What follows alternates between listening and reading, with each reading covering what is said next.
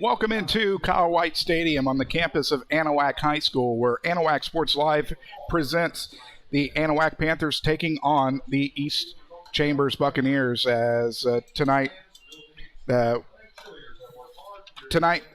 huge matchup in District 10 3A play, and you've got two teams who are undefeated in district play, albeit East Chambers coming off of a bye. But the Panthers have been on an absolute roll, winning 5 in a row and putting up major points in each one of those victories. Well, to say that this game is a big game, Alex, is probably an understatement. There are a lot of eyes in the division of 3A Texas high school football here in Anahuac tonight because this district, Alex, is probably one of the better ones in 3A football, in my opinion. When you look at the Anahuacs, you look at the East Chambers, and you look at the Woodvilles, I mean, it's just a very competitive district. And this game here tonight, it may decide a district championship. It might not. But with a rivalry game, you never know what's going to happen. And I know that both teams are ready to fight here tonight. Absolutely. And this offense really starts with Landon Corbett. Corbett finally getting some recognition from the media and coming into tonight, 70 rushes, 604 yards, 15 touchdowns on the ground, 14 receptions, 244 yards, and a touchdown. And what you'll hear from head coach Greg Neese in the pregame show is how he kind of used them like Reggie Bush last week.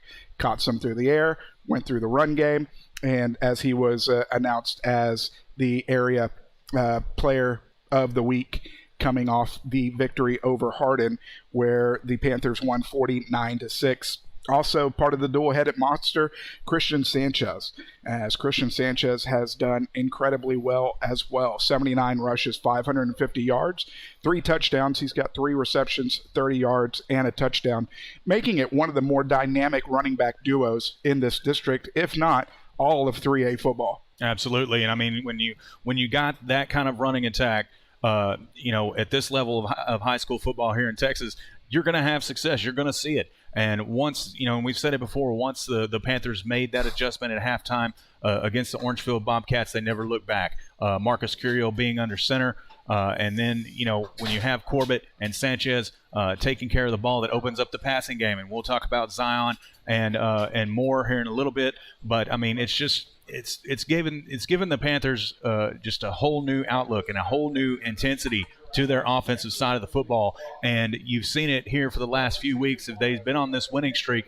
And what they're going to have to do is keep that intensity on the offensive side of the football here tonight if they expect to get over on the East Chambers Buccaneers. No, absolutely. And someone who we saw mixed into the offense a little bit more last week and really the last couple of weeks has been Zion Clark, as he's really been coming on strong here recently. He has 11 rushes for 125 yards, a touchdown, but 9 receptions, 189 yards, and 3 touchdowns. Most of those receptions coming here the last couple of weeks as Zion has really stepped it up.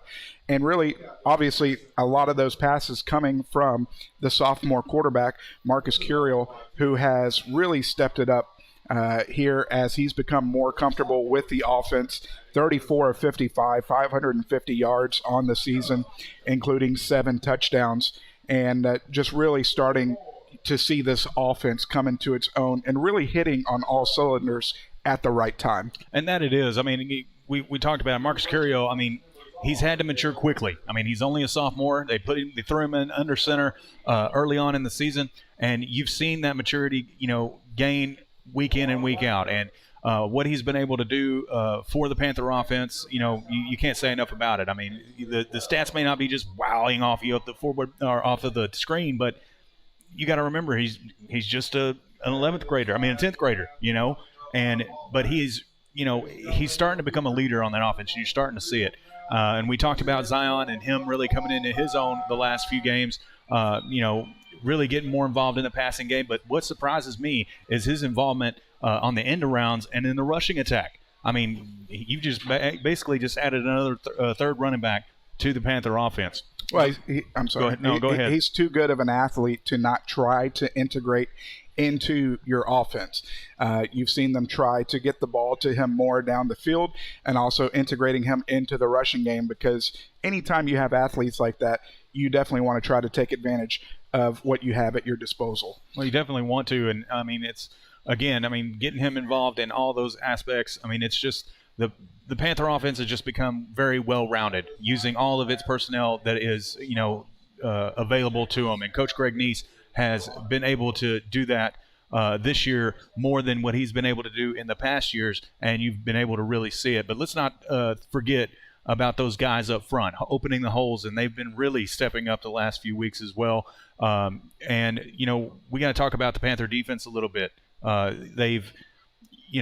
We've talked about who was going to step up, who was going to lead the team. We've mentioned the names, but you know what? That entire group has been leading the defensive side of the football. There's not been one person that hasn't contributed to the success on defense. Absolutely. One of the things head coach Greg Neese talked about was the physicality of the defense. They don't mind hitting people and getting physical. Last week, a couple of interceptions, was able to get 4 sacks on the quarterback last week as well. So just a well-rounded game. And again, coming into what everybody says is the biggest game of the year, could be huge implications in District 10 3A play. But we're going to take our first time out of the Third Coast Martial Arts Integrated pregame show, as we'll continue after this on Anahuac Sports Live.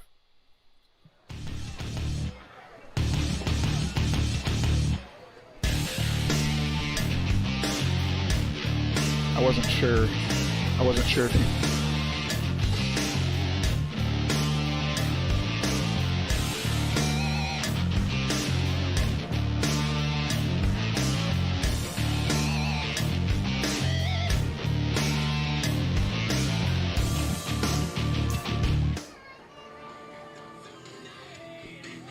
Alex Outram back on the Third Coast Integrated Martial Arts pregame show, joined by graduate of Anahuac High School, 2020 graduate, Cade Dye. And Cade, up at Southwestern, we talked a little bit before here, just a great night for football whenever East Chambers and Anahuac gets together. Yes, sir, it really is, man. I miss it. I bled this game. Panther pride all the way, man. It doesn't get better than this on Friday night, playing your rival school, both a really good team and battling for first place in district. Tell us a little bit about how you're doing. You're up at Western and Georgia. How's that transition gone from high school to college? Well, I never believed when they said that the next level of after high school is different than high school, but it really is. You take a big step into the next part of your life, and it's really different. You got training camp, 8 o'clock in the morning till at least 10 o'clock at night due to practice and lifts and all that, and specify meal plan. Like up at my school, if you miss a meal plan, then you're moved down a tier. And if you get down to tier 3, then you're off the team. So it's a really big change. And I mean, some people can't put up with it, but I'm blessed that I can. And I mean, I bleed this game and love this game, man. I love the grind. Have you been able to keep up with the Panthers this year? I'm sure you've seen some of your brother's highlights and some of what's going on. Yeah. Tell us a little bit of what you've heard and what you've seen from this year's team. So I've made about maybe 3 games coming home. They have me on JV, so there's all the freshmen on the JV team. So I'm working my way up to be on the varsity level of the travel team. So whenever I don't have a home game, I take time out of my day and come down here and watch the team, or if I can't make it, then I'll watch the AnahuacSportsLive on YouTube, and they're really good. I saw Landon Corbett get Player of the Week last week, so it's a really big step into changing the culture around here, and I love to see it. Have you been in touch with Coach Neese since you've been away? Here and there. I really don't. I mean, I know it sounds bad, but I mean, I really don't keep up with any of my high school coaches. It's just I'm so busy. I mean, I'd like to get in touch with more of them but I mean, I'm just so busy. I barely have time to text my family. So it's a big transition. Yeah, really big. Well, talk a little bit about this rivalry. Obviously, you were involved in multiple games against the Buccaneers. What are they feeling on the field? And then for tonight. What do you feel and hope out of the game tonight? Man, what I'm feeling right now is I hope that we tear them up, man. I can't stand East Chambers. I know that sounds bad. I'm really not supposed to say that, but yeah, you're friends off the field, but when you get on the field, it's complete war. You're trying even out the record or break the record, because when we came in, we were down by 4. It was like 27 to 20, like 23, I think, them, and they just added 4 more years on us. So just looking at them and looking at the green and white just makes my stomach hurt, because it just kind of jealous about how they're doing this year, because I wish it could have been me last year, you know, having a good opportunity to. Coach Bennett, lies. He's telling lies. But yeah. But yeah, they have a really good chance this year. I really wish I could be a part of it. You know, it's great seeing the culture being changed from how it was when I was here and how it is now. They're totally locked in. They're dedicated to it. Not everybody when I was in school was dedicated as much as some kids were. And they just played because, you know, parents wanted you to play, or, you know, they just wanted to go out and be a part of the football team. These kids here, they actually want to play, and it really makes me glad to see how, like, seriously they're taking the game that I love. So, I mean, I'm hoping the best for them. I really hope we get a win tonight, honestly.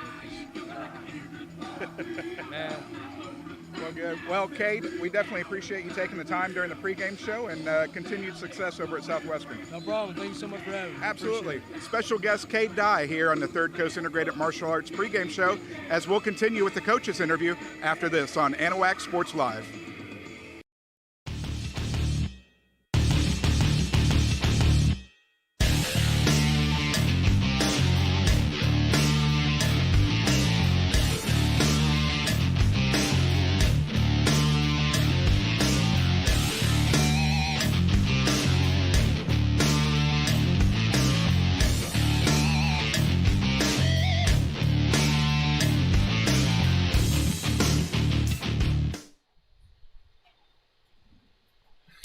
Alex Outram, Trent Hart, Blake Ferguson here at Kyle White Stadium on the campus of Anahuac High School, where we continue our Third Coast Integrated Martial Arts pregame show.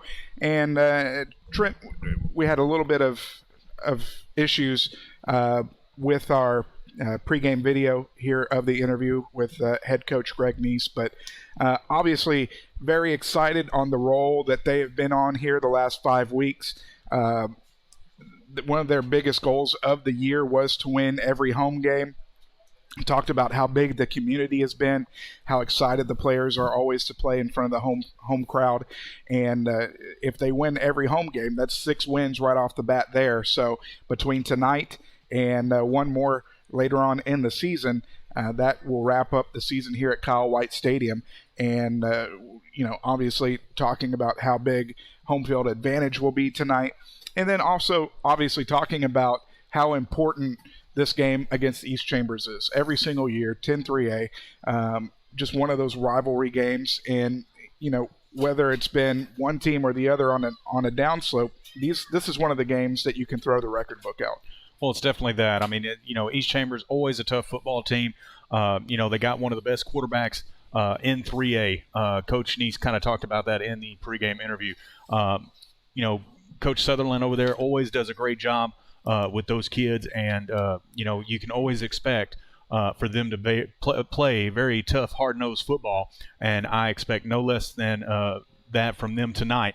But both towns are hyped. Both schools are hyped. It's a rivalry game. Let's just put it that way. I've been trying to think of in my head. We got the Rice Bowl between East Chambers and and Hampshire Finette. I've been trying to determine what this is. I mean, maybe it's the Swab Bowl. I don't know, but it's always a shootout, and it's going to be very, very entertaining.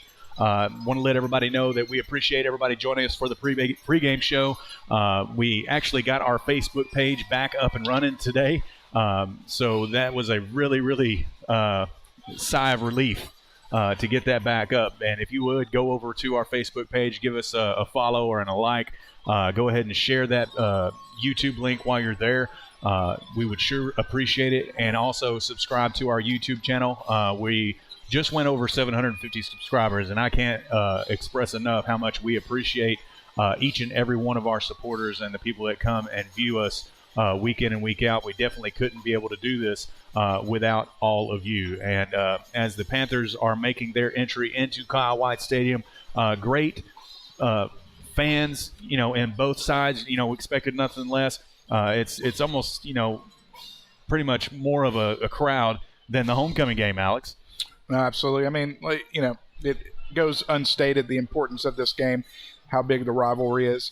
Looking at the offensive side of the football for the Panthers, we talked about, Landon Corbett getting that recognition. But one thing he also said is usually if individual players start getting the recognition, that means that the team is doing something right. And just the way this team has really gelled this year on offense and on defense, made the change on defense after the Orangefield game, and then obviously the offensive side of the football, you've seen that offensive line really start gelling well. Yeah, absolutely. I mean, it's, like Cade Dye stated, it was a change in culture. And in the three years that Coach Greg Neese has been here, it's been a change of culture.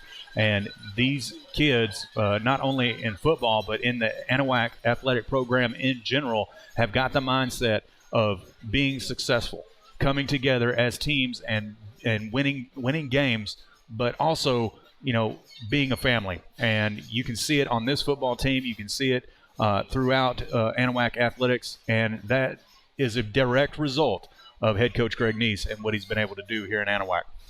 Well, he's really changed the whole athletic department here at Anahuac. I know a few weeks ago we kind of talked to him about it where, it was like, well, we tried our best, we didn't win. And no, we want to change that mentality. It is about the winning. It's about developing and cultivating that winning culture. And you're really seeing the fruits of the labor, especially this year here with this varsity football team, even down the line with the JV team into the middle schools. So you start developing that pipeline, and that is really what gives you sustained success with a varsity football program. As we are going to take it down here to the field, as we will have the national anthem and school songs here played shortly.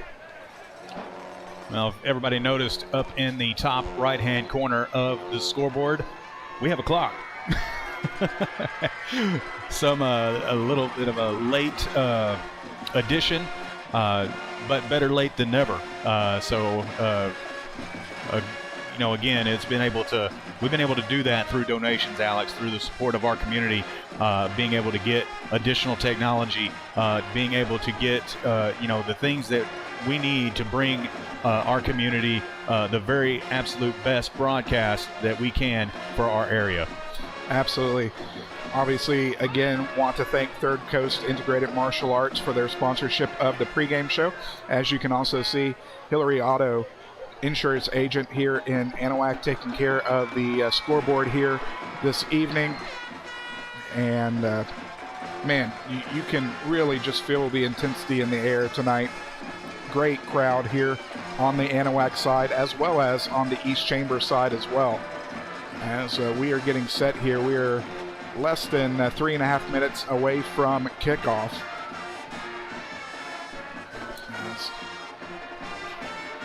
Well, and if you haven't taken a look at the Facebook, we are live on Facebook at the same time here tonight. We covered the East Chambers Buccaneers coming all the way over here to the Panther Den to take on the Lady Panthers in district volleyball action.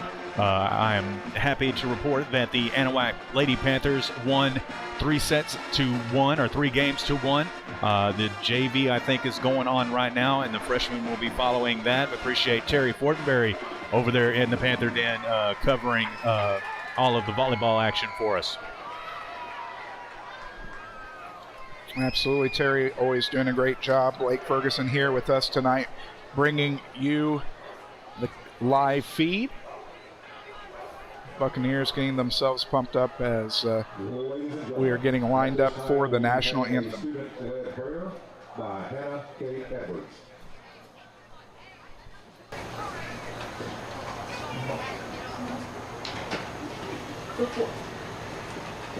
Please bow your heads.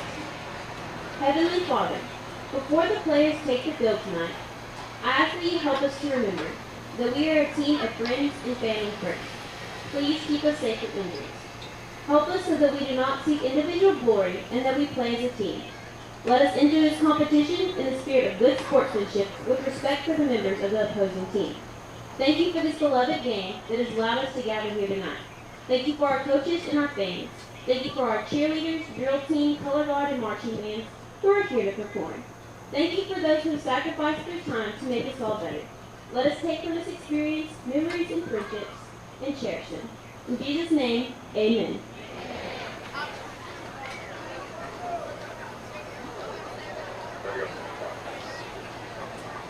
Ladies and gentlemen, if you'll please remain standing or remove your caps, we'll have the raising of the flag by FFA members Hallie Moore and Walker Best and the playing of our national anthem.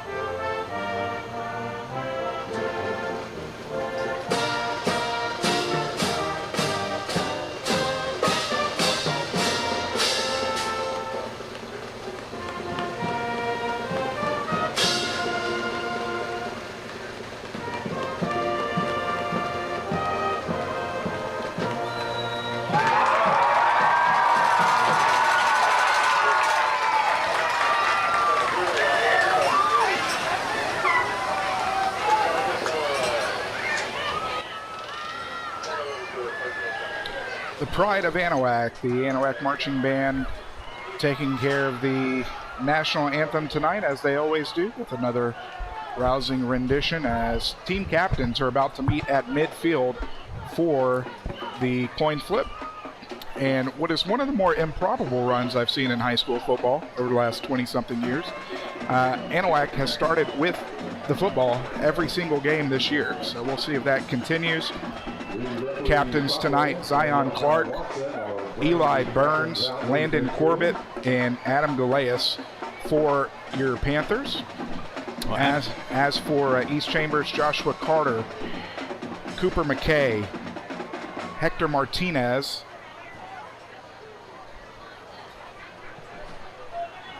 and he's got his jersey pulled way up, so I can't really see his numbers. I want to say it's number 4, but I'm not positive.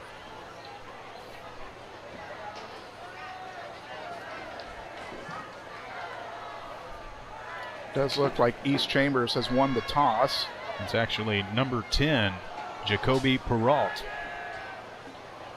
The Panthers won the toss and have elected to receive.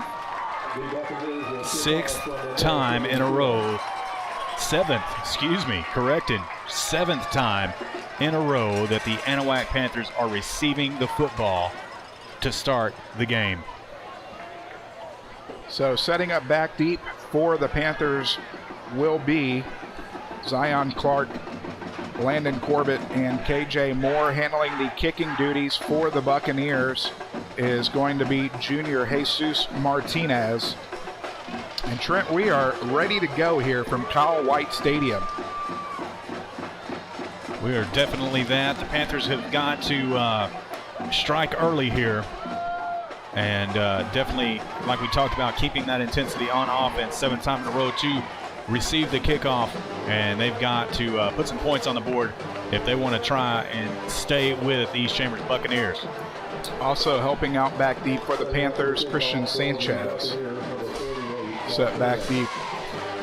Buccaneers in their all-white uniforms, white pants, white jersey. They've got green numerals outlined in yellow. They've got their green helmet and the EC outlined in gold. For the Panthers, it is the all-black uniforms, black trousers, black jersey, gold numbers, black helmet, gold Panther emblem as the ball gets put on the turf but jumped back on, as the Panthers will set up shop for their first possession of the ball game at their own 29-yard line. Well, not exactly the way that you want to start with a muffed kick, but able to jump back on it, and very fortunate that didn't get worse.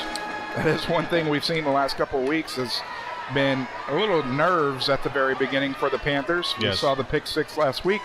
We had the opening kickoff that recovered in the first week of the district play. Pitch left is going to go across the 30, forward to the 33. Corbett's going to have a pickup of 4 on his first rush. We'll bring up second down and 6. Quickly, Curiel out of the gun. He's going to be offset to his right by Sanchez. Fakes the handoff, looks right, has his man, is going to break tackle 35, get pushed out of bounds at the 40, and that's going to be enough for a first down. Pickup of 7. And that's Adam DeLeis on the catch and the first down for the Panthers. We've seen Adam DeLeis really get more involved as well. We talked about Zion Clark, but they have been integrating those tight ends as well. Absolutely have, and I expect more of that here tonight. Very fast-paced offense, definitely going to be coming from Anahuac here. Anahuac moving right to left as you look at your screens from the right hash. Going up top to Zion, throws it up, is going to fall short. We're going to have multiple flags as he was brought down and held by the defensive back, K.K. Morris, the senior. I'm not so sure if it was a push-off or an actual hold on the defense. We'll see what the call is. Let's see if they do pass interference or if they do defensive holding. Holding would be a 5-yard penalty. It is holding, so that's going to be a 5-yard penalty. Check that. That's going to be a 10-yard penalty, automatic first down, as the Panthers get into Buccaneer territory for the first time this evening. First penalty of the ball game for 10 yards for the Buccaneers. Curiel under center, Sanchez and Corbett the backs. Late handoff is going to go to Landon. He's going to get back to the line of scrimmage. He's going to fight his way forward for a yard. That's going to bring up second down and 9 from the Buccaneer 48. They're not going to even give him a yard. They're going to give him the line of scrimmage. So bring up second down and 10.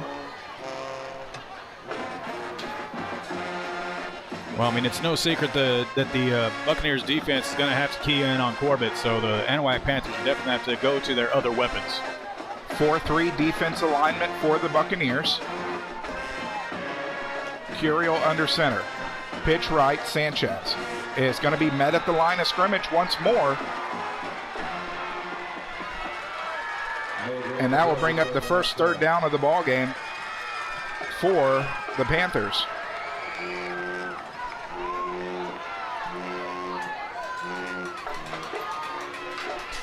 No score, first possession of the ball game. Might have to see something through the air here from Curiel.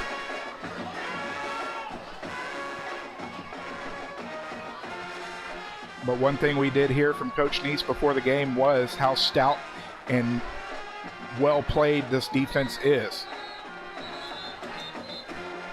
We're going to have an early timeout as head coach Greg Neese calls Anahuac's first timeout of the ballgame. We'll take it with him. 9:32 remaining here in the first quarter. We'll be back after this on Anahuac Sports Live.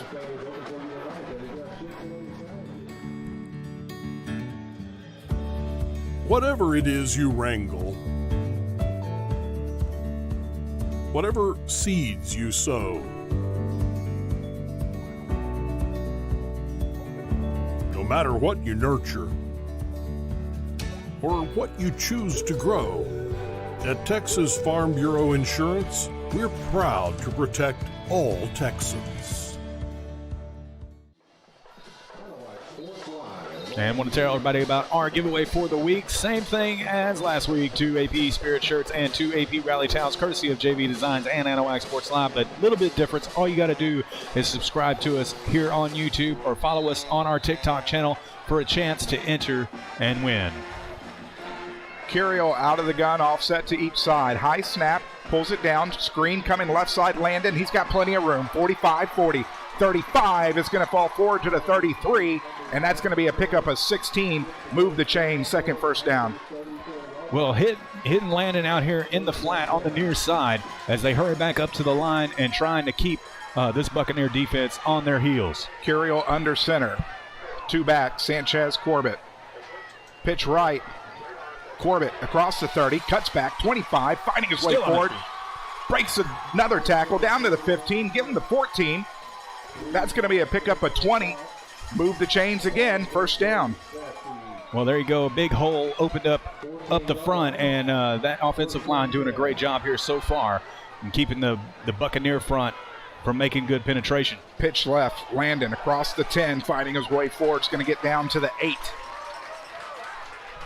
It's going to be a pickup of 6, second down and 4.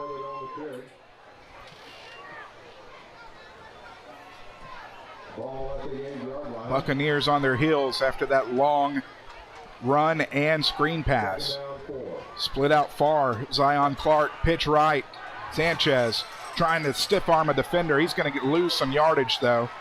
He's going to lose 2, and that's going to bring up third down and 4.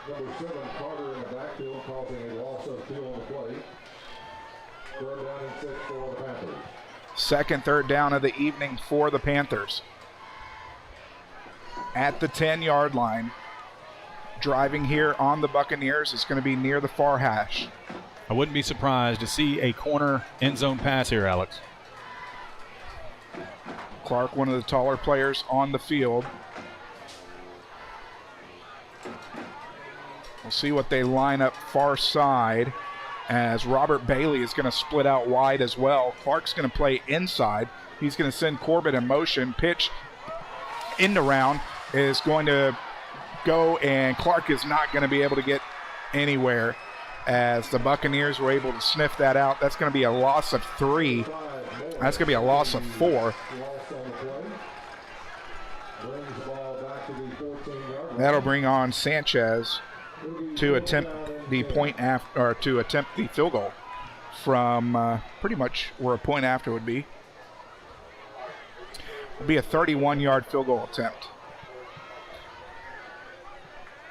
Near hash, snap back, kick is up, kick is hammered, kick is good. So with 7:02 remaining here in the first quarter, it's the Panthers striking first as they jump out to the lead 3-0 back after this on Anahuac Sports Live. Building a new home? Does your driveway need that long overdue facelift? Or are you just looking to finally get your lot cleared and ready to build something great? Look no further and trust the locally owned and operated professionals at Title Services Incorporated. No need to hire multiple contractors. Title Services does all phases of residential and commercial land clearing, house pads, ponds, dirt and rock delivery, and demolition. Call for a free estimate, 409-267-1057, or visit them on Facebook at Title Services, Inc.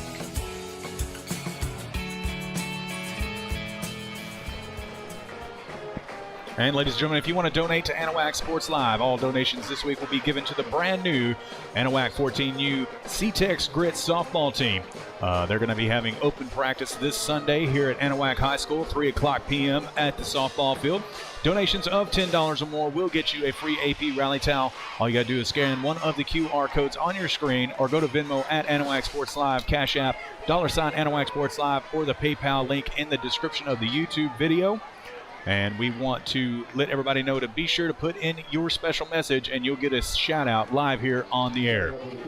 11 plays, 50 yards, 4 minutes, 58 seconds burned off the clock. Christian Sanchez capped off the first drive of the evening with a 31-yard field goal. Pooch kick is going to be fair, got dropped, and then recovered at the Buccaneer 44-yard line. Could have been huge for the Panthers there. Yeah, it could have been. I mean, it did fall through the hands into the turf, and kind of a miscue on the side of the Panthers special teams, as there was a flag on the play.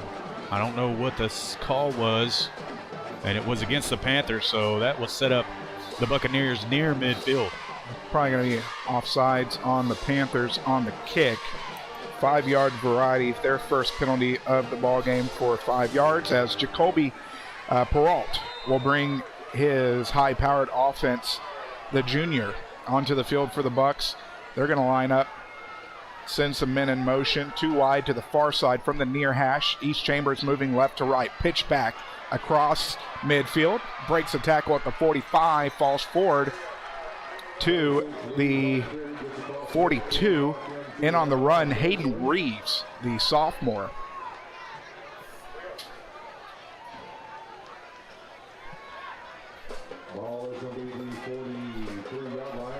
So, pickup of 8 for Reeves. 2nd down and 2. Peralt out of the pistol. Running back behind him is going to not get it. Peralt's going to take it his own around the corner. Is going to get tripped up. We'll see where they put it. It's right at the 36. Down to the 36. That's going to be a pickup of 8. Move the chains. 1st down.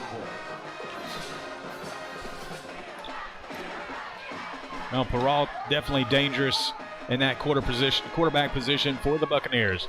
And I'm sure that they have peeled over that tape this last week. 2 receivers to the far side. Rodney Parham and KK Morris sends a man in motion. Option left, Reeves, 35, and it's going to be dragged down. After a pickup of 4, we'll bring up 2nd down and 6. In on the tackle, Zion Clark, one of the defensive members that head coach Greg Neese talked about before in the pregame show interview, at how much Zion has stepped up on the defensive side of the ball as well. Definitely has. I mean, working out of the secondary and definitely making some big-time plays for the Anahuac defense. Peralt is going to come under center. We'll tick under 5 minutes remaining here on this play in the first quarter. Inside handoff across the 25 is going to fall forward to the 23. That's going to be a pickup of 10 and a 1st down. Well, East Chambers definitely getting in their rhythm here on their first possession of the football game. Is that Carter? Is that 7? I'm not certain. Yep. So Joshua Carter with his first rush of the game for 10. Another 1st down. I formation. Fakes the handoff. Looking downfield. Under pressure. Breaks contain. Is going to get knocked out of bounds. No, wow. Is going to get knocked out of bounds at the 20. We're going to have some laundry on the field, as they're going to say the freshman Quandre Coates got there late. Well, getting a little overzealous there, going out of bounds, and they're going to throw that. If you get a couple of steps out of bounds and the player goes down, it's going to happen every time. So that's going to give the Buccaneers another 1st down. See, the ball was spotted at the 20. So that should be half the distance to the goal. It is. 10-yard penalty rather than 15 because of the proximity to the goal line. 1st and goal for the Buccaneers. Their 3rd 1st down of the evening.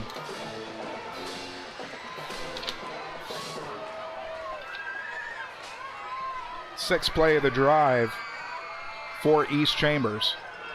Peralt out of the pistol. And we're going to have false start. The Panthers getting some of that yardage back. 2nd penalty of the ball game for the Buccaneers for 15 yards.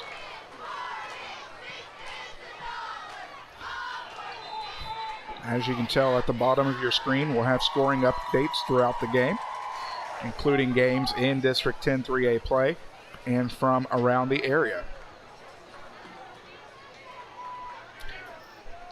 Second down and 15, as it looks like they're going to give them a first down inside the 1 if they're to get there. Peralt hands the ball, jet sweep right side, is going to get met and dropped.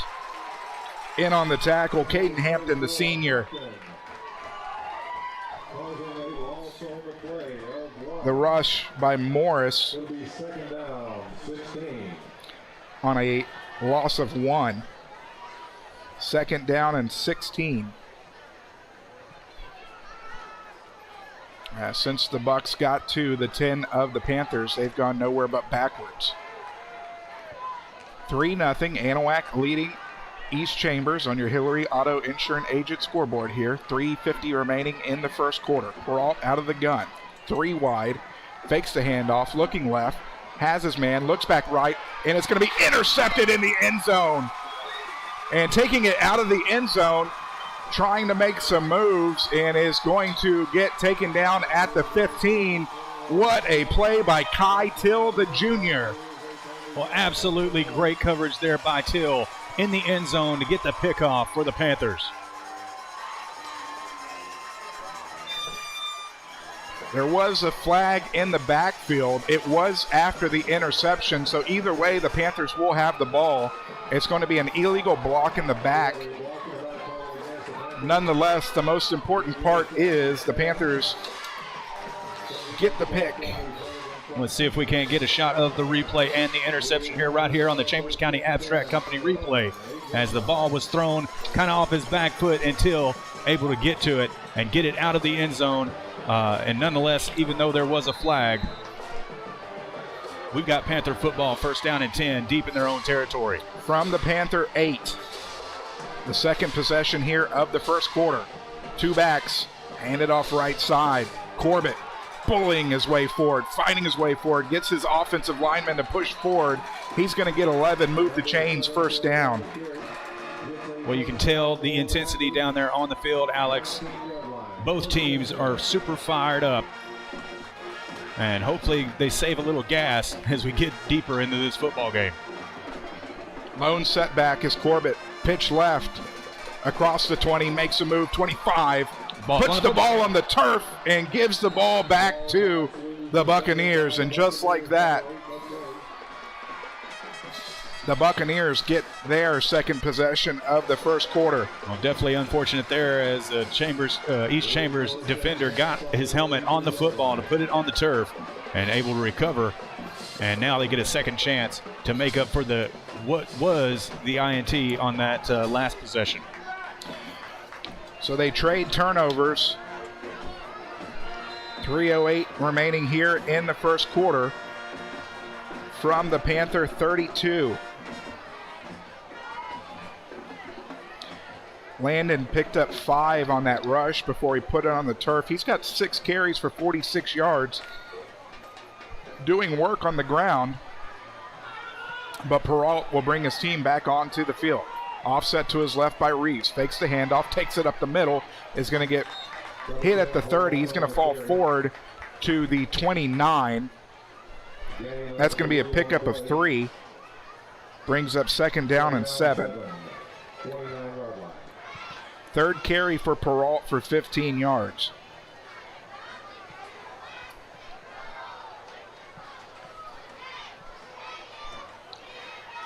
From the Panther 29, second down and 7. We'll tick under 2.5 remaining here in the first quarter.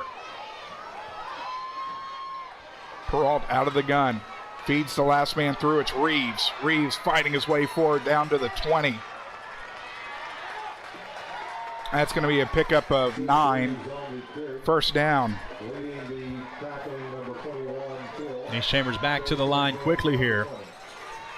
Feed him once more through the hole, but he's going to be met by a host of Panther defenders and still able to fight his way forward, as he's going to pick up 3. We'll bring up second down and 7. That's 4 rushes, 24 yards for Hayden Reeves, the sophomore running back.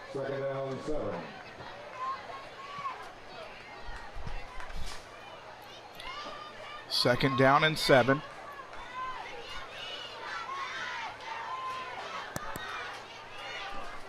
Panthers trying to bend but not break. Peralt out of the gun. Sends McKay in motion. Handoff. Reeves, left side. He's going to be met, and he's going to fight his way forward. He's still going to be able to pick up some yardage as he'll get 2 more there. That'll be 26 yards on 5 carries. We'll bring up 3rd down. Well, big 3rd down here early on in the football game. First 3rd down of the ball game for the Buccaneers.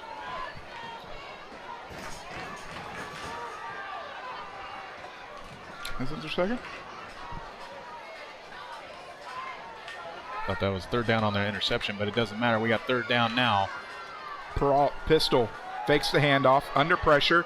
It's going to be caught, and Corbett is going to make sure he doesn't get anywhere. And good awareness, great awareness there by Javion West to make sure that he didn't drag the defender or the receiver down out of bounds. That's going to be a loss of 2 on the pass. It looks like the field goal unit is coming on for East Chambers here. We'll see if he's got enough leg on it. It'd be about the same, a little bit closer than Sanchez's field goal earlier. So Jesus Martinez, the sophomore, set back. It's going to be a 33-yard attempt. The holder, Peyton Anderson, gets it down. It is hooking, and it is going to be good. So with 46 seconds remaining here in the first quarter of play, the Bucs have tied it up. They add on a field goal. We'll continue after this on Anahuac Sports Live. Custom processing, professional guided hunts, hide tanning, and gator merchandise. Porter's Processing and Alligator Farm offers a personal experience like no other. Locally owned and operated in Anahuac, Texas since 1987, Porter's has been Southeast Texas' premier choice for any hunting adventure need. Now offering full-service processing of gator, deer, beef, hogs, and other wild game. Make Porter's Processing this hunting season's one-stop shop. Visit them today at portersprocessing.com or call 409-267-8413.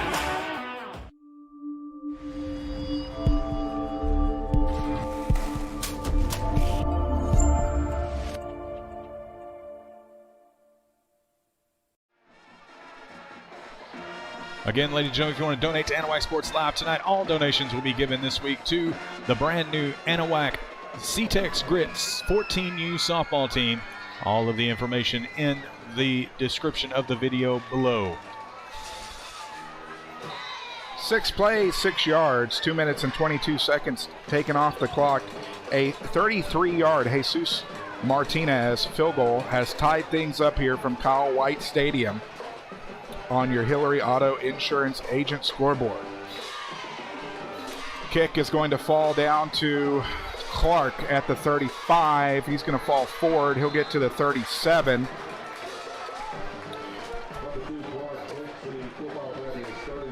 And with 42 seconds remaining here in the first quarter, on color.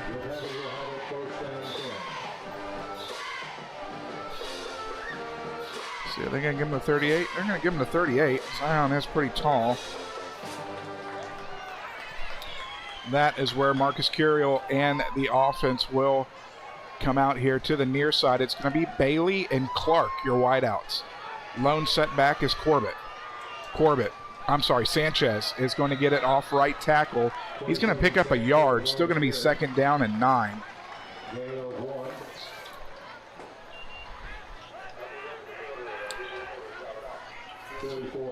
Sanchez, 3 carries.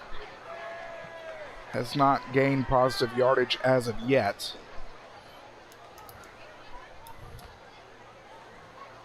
Looks like the Panthers do want one more play before the end of the first quarter. Curiel under center. They're going to go 3 wide. Sanchez is going to be the lone setback. He's going to move Corbett in motion. Actually, he's going to bring him into the backfield. Sets back, looking downfield. It's going to be an end around. Corbett has it across the 40, 45, 50. And knocked out of bounds at the 47-yard line. 14-yard run for Landon Corbett. Picks up another first down, and that's going to be the end of the first quarter of play. So as we head to the second quarter, it's all tied up here in Anahuac. 3-3. We'll continue after this on Anahuac Sports Live. Anahuac Sports Live is brought to you in part by Hillary Auto, insurance agent with Texas Farm Bureau, Porter's Wild Game Processing and Alligator Farm, Title Services Incorporated, Anahuac National Bank, member FDIC, Chambers County Abstract Company, Third Coast Integrated Martial Arts, Turn 2 Specialty Companies, and Wilcox Drug Store in Anahuac.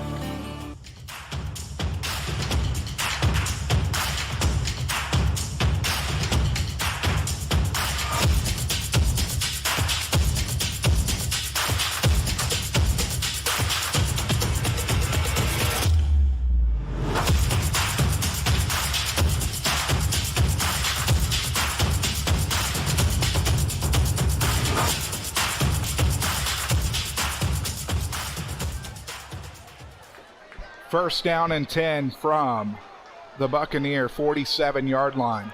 Curiel out of the gun. High snap, comes down with it, gets it to Sanchez. Looked like Sanchez wanted to throw it. It's going to be a huge loss for the Panthers. There is a flag down, so we'll see what it's looking like, but even that looks like it's in holding range. Ooh. 14. No, they're declining it, so it is against the Panthers. 17-yard loss.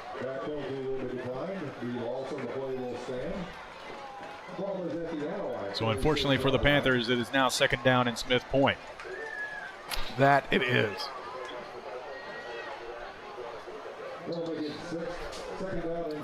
Back from the Panther 36.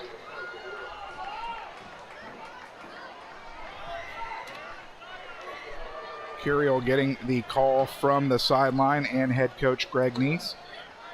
Want to make sure we thank Wilcox Drug Store in Anahuac for sponsoring the first quarter. 1208 Miller Street, 409-267-6141. Inside handoff to Sanchez. He's going to fight his way forward. He gets loose. 45, still pushing his way forward. Almost gets back to midfield. That's going to be a pickup of 13.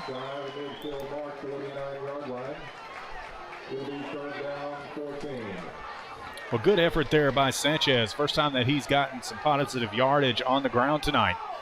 And as he just kept churning those feet and carrying a bunch of white jerseys with him. Third down and 14 from the Panther 49. Sends Clark in motion. Curiel sets back. Inside handoff again to Corbett, trying to go with what worked earlier. Corbett's going to reverse course. He's going to push it back forward. There was an illegal block in the back to begin with. He got back to the line of scrimmage. I would imagine they're going to decline another penalty and bring on Christian Sanchez to punt.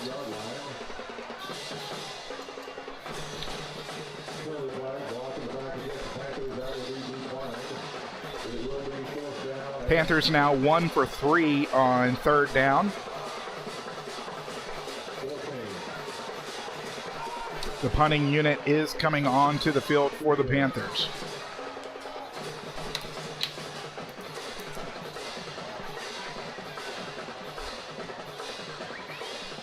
Well, you got to here. You got to pin the Buccaneers deep in their territory. Don't want to give them the ball with good field position. Sanchez back deep is going to throw it, and he has a man. He tried to run before he had the ball. He took his eyes off the ball, and you have to feel bad for Caden Hampton. I mean, he had his hands on it, just could not haul it in.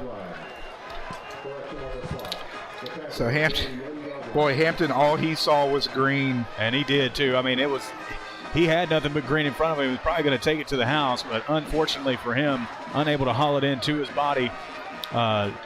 Sometimes your mind just gets ahead of you in those kind of situations, Alex. Boy, what a throw by Christian. And he really put it right on the money.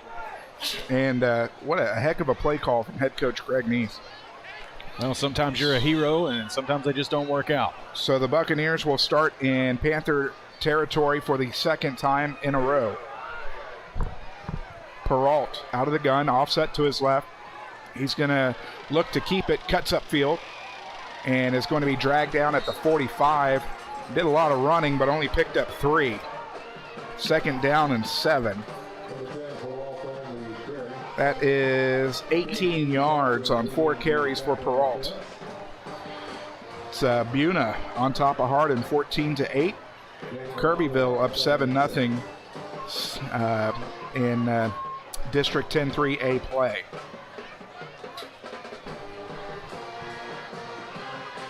Well, they're going to give him the 44 on that. They gave him. So they did that's give him gonna be 4. So make it second down and 6. And that's 19 yards rushing for Peralt. Out of the gun, 3 wide. Peralt sets back, looking downfield, under pressure. Flags all over the place. Unloads a bullet. Intended receiver was KK Morris. Flag in the territory of holding, and it is. Well, Coach Greg Neese told me last night at the junior high games that, my goodness, he can sit back on the 45-yard line and put one in the corner of the end zone, and we saw it right there. Boy, he almost had it right on the money. Morris was trying to run under it. Nonetheless, called back due to holding. So that'll bring up second down and 16. Third penalty of the ball game for the Buccaneers. 25 yards on those penalties.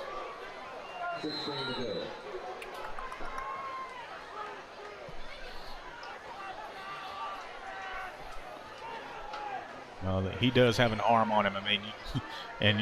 Even from where they're at on the football field right now, they'll take shots like that down the field all the time. Absolutely.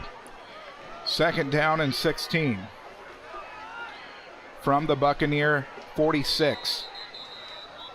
And we're going to have a timeout called by the Buccaneers. We're going to take it with them as we'll be back. We're all tied here in the second. Back after this on Anahuac Sports Live. You've heard about shopping local. How about banking local? Since 1976, Anahuac National Bank is the only locally owned and operated bank in Chambers County. We know you see Anahuac National Bank folks out in the community supporting our schools, veterans, and nonprofits. Why not bank where you live? These experienced banking professionals understand local businesses and the housing market. Visit online today at anbank.net. Member FDIC, Equal Housing Lender.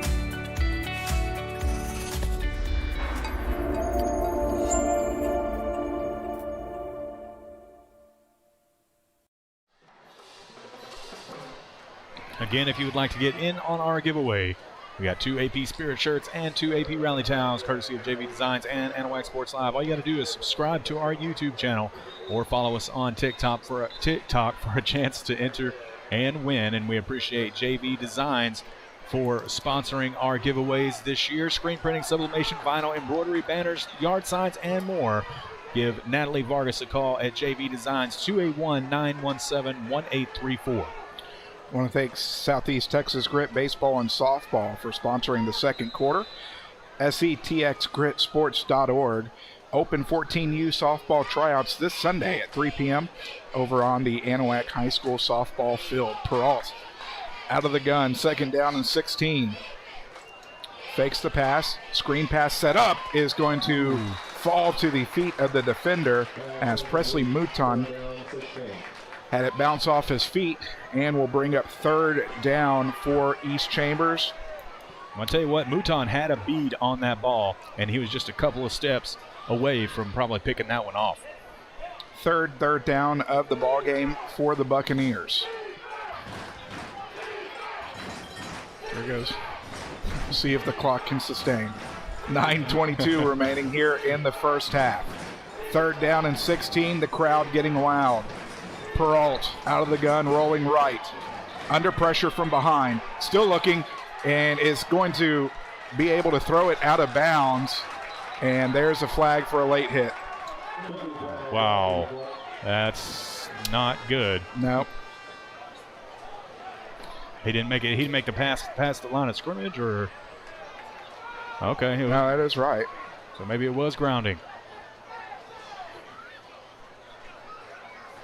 Waiting on the call from the white hat. Oh, personal foul against Anahuac.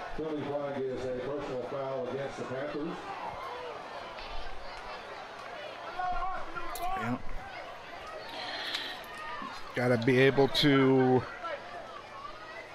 Well, no matter how much you get excited and how much is on the line, you've got to be able to control yourself and what's going down on the field. So, let's see, personal foul that I believe is an automatic first down. And it should be. So, 15-yard penalty. Costly mistake there by the Panther defense. 15-yard penalty on 3rd down and 16 does not matter. Head coach Greg Neese wants to have a chat because that ball did not go past the line of scrimmage. That should have been offsetting penalties. It should have been. And I do think that's what he's arguing right now, is that ball did not go past the line of scrimmage. And it looks like they're actually going to talk about it right quick. Well, and I wish I'd have clicked the replay button on it because I sure didn't. Maybe the guys upstairs did.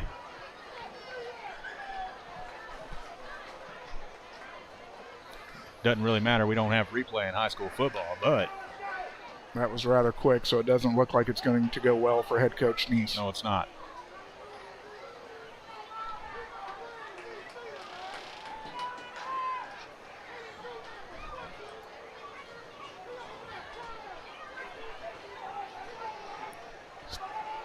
Still thinking about it, or I'm not sure what's going on. He was out of the pocket. He was definitely out of the pocket, but I don't think the ball got past the line of scrimmage. Well, they're not going to give it to him. Nonetheless, 1st down and 10 for East Chambers. He's saying it did pass the line of scrimmage? 1st down and 10 nonetheless from the Panther 39. Peralt out of the gun. Sending Morris in motion. Handoff deep back. I'm sorry, not Morris. It was, in fact, that wasn't Reeves either. Is that 16? 16 Reeves at the line of scrimmage. No gain on the play. Garrett Reeves, the sophomore. Apparently him and his brother. Nope, they spell it differently. So, he's going to get back to the line of scrimmage for no gain. 2nd down and 10.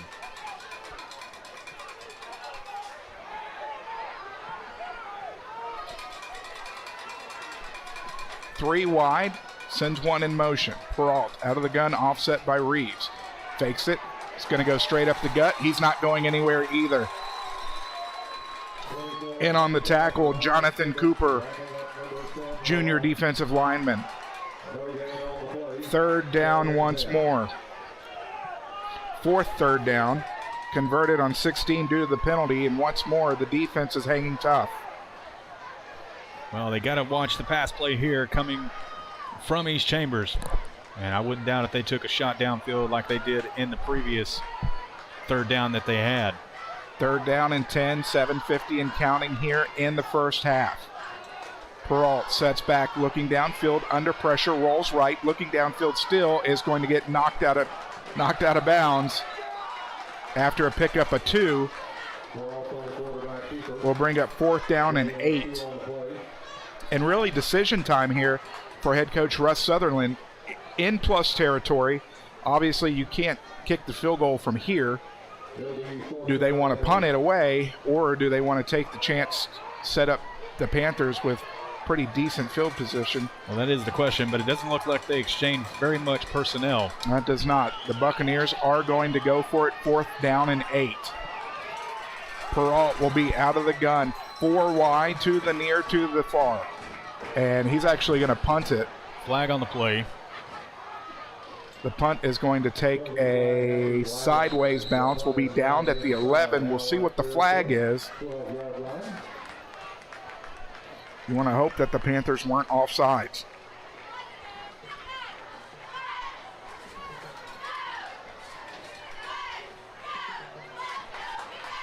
I didn't catch that. That was a fault. The illegal motion on the Buccaneers. Head coach Greg Neese weighing his options would bring up 4th down and 13, or they can keep the ball at the 11. And it looks like they're going to decline it and keep the ball at the 11, bring the offense back onto the field. 7:32 remaining here in the second quarter.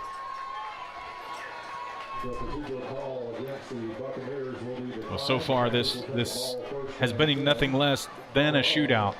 Defenses on both sides of the football being able to hold strong and keep each other at bay. And you got to wonder, with both defenses being on the field so much, I mean, it's about even so far. But I mean, it's going in, to halftime, take a little bit of breather and come back. But it tears on you, it wears on you, Alex. And we'll see how each school's defense comes back from each play.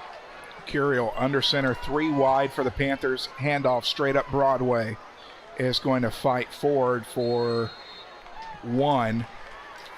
Getting off the bottom of the pile, Christian Sanchez. Sanchez still trying to get back to positive yardage after a 17-yard loss earlier in the game. 2nd down and 9.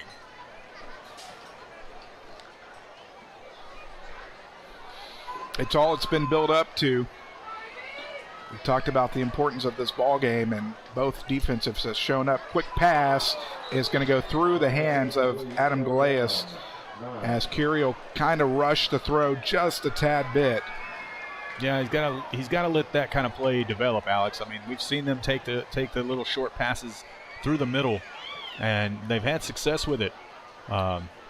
Seen it more from Corbett, but getting Galeas involved, definitely a good thing. They just got to take that 1 or 2 seconds to let that get a little bit further downfield. 3rd down and 9 from the Panther 13. You have to be very careful this deep in your own territory.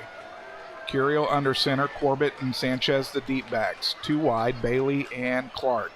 Rolling right, and under pressure is going to get away, but is not going to get away for much longer, as Curiel is going to take the sack and the deep loss. That is going to be a loss of 10. Now that's going to pin Sanchez super deep into the end zone to try and punt it away here. I mean, he's capable of getting a 60-yarder off. And he's got to get it off quickly. Looks like they've got Landon back there for a little bit more protection this time. Snap back. Sanchez gets it off. Good punt. High, far punt, bounces at the 44, takes a Panther bounce at the 40, and fighting his way forward and absolutely waylaid as KJ Moore on the tackle. Unfortunately, there might be targeting on the call. Let's look at it. I mean, I'm sure that it is going to be a targeting call. It's blocking the back actually against the Buccaneers, as we see another look at the very well placed punt by Sanchez. Takes a bounce and recovered and trying to return it, but hit hard by KJ Moore. And so the Bucs will start their next possession at the 36 or maybe right at the 35. 4th penalty for 35 yards for the Buccaneers. As talk about flipping the field, going from kicking out of your own end zone to the 35 of the Buccaneers. 6 minutes even left here in the first half. Peralt will come under center. Lone back is Reeves. Reeves pitch left, and it's going to be met by a host of defenders. He's going to get back to the line of scrimmage. Nice job of contained by Dalton Hendricks, the sophomore, coming up to make the tackle. Well, we talked about Dalton Hendricks quite a few times this year, and he's definitely one of those people that have stepped up on the Anahuac defense. And we talked about it earlier also about how this has been a defensive game so far, the score reflecting that. And, it's going to be interesting to see what the time will tell on these defenses. So 2nd down and 10 from the 35. Out of the gun, Peralt. Looking downfield, has a man, caught. And the tackle bounces off a tackle, fighting his way forward, gets down to the 15. 50-yard pass and catch. What a pass and catch there.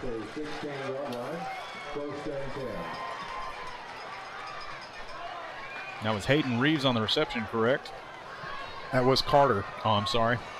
We'll take a look at that replay as well if we can in time. We may not. We won't. We'll get back to the action here on the field.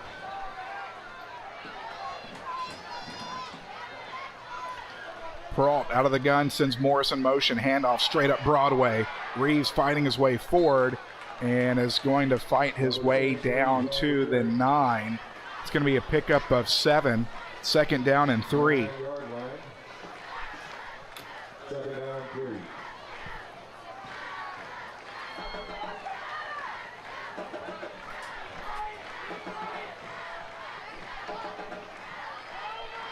So Panthers defense pinned back again. Second down and 3, 4:13 and counting here in the first half. 3-3. Peralt bobbles the snap, is going to take it himself. He's going to fight his way forward. It's on the ground. And you're going to say he's down by contact. So he's still going to pick up that will be enough for 6 yards, brings up first and goal.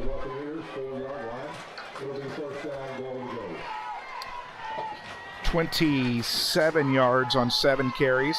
First down, goal to go from the Panther 4.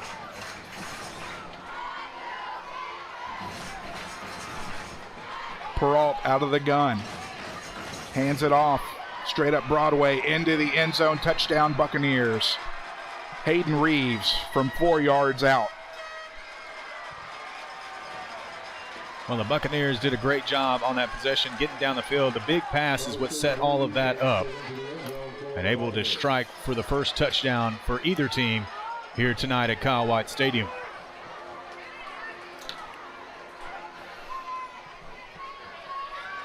First touchdown of the ball game happens with 3:25 remaining in the first half as Martinez tacks on the point after. With 3:25 remaining in the first half, the Buccaneers have jumped out to the lead. Your new score 10-3 as we'll continue after this on Anahuac Sports Live. Since 1948, Wilcox Drugstore has been the Anahuac area's most experienced and trusted pharmacy. Continuing its long-lasting reputation for personal attention to all your medical needs, Wilcox Drugstore offers counsel, refills, transfers, compounding, flu shots, and delivery.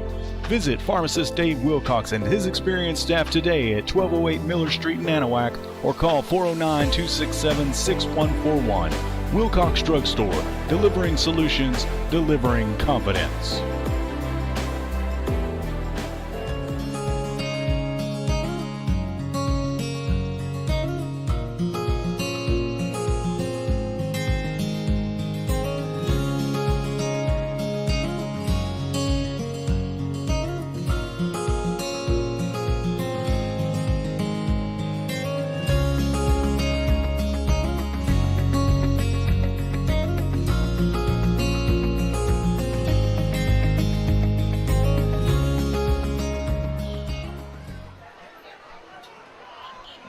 Alex Outram, Trent Hart, Blake Ferguson from Kyle White Stadium as the kickoff is going to fall at the 35-40. Clark turning on the afterburners is going to get taken down at the 45. We'll see if they give him the 44. They do. They'll actually give him the 43. I want to shout out to Monica Pennington for donating to Anahuac Sports Live. Says, thanks for keeping ET entertained for me. Well, we thank you, Monica, and we thank ET for tuning in every single week here on Anahuac Sports Live and supporting our channel and keeping us doing what we do here every week for our community. 7 plays, 65 yards, took 2:35 off the clock. A 4-yard Hayden Reeves touchdown and a Martinez point after extended the score 10-3. Bucks over the Panthers on your Hillary Auto Insurance Agent scoreboard. Curiel setting up the screen. Sanchez 45-40. 35 is going to get taken out of bounds at the 30. That's going to be a pickup of 13. Move the chains, first down. Well, great job there by Sanchez to get another first down for the Panthers. Looks like he's starting to get his feet underneath him, Alex. Absolutely. First down and 10 from the 30. Curiel hurrying the offense up. Under center, Sanchez and Corbett, the backs. False start. Fourth penalty for 30 yards for the Panthers. That was the 6th first down of the ball game. 3 of 4 passing for Curiel for 36 yards. He's hit 3 different receivers.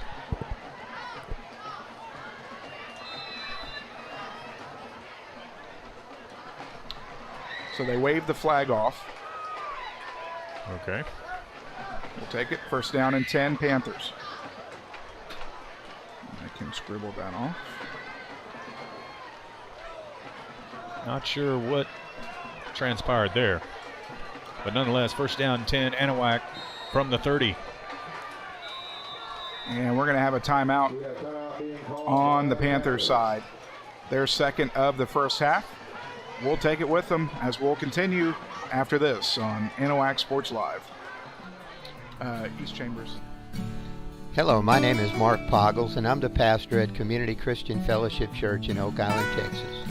I would like to personally invite you to join us for Bible study during the week and our church services on Sunday morning. We have a nursery for the little ones, and our church family will greet you with a smile on their face and a loving heart. Come and celebrate with us as we study God's Word and give Him all the praise and thanks He deserves. Hope to see you there. Take care and God bless. Go Panthers!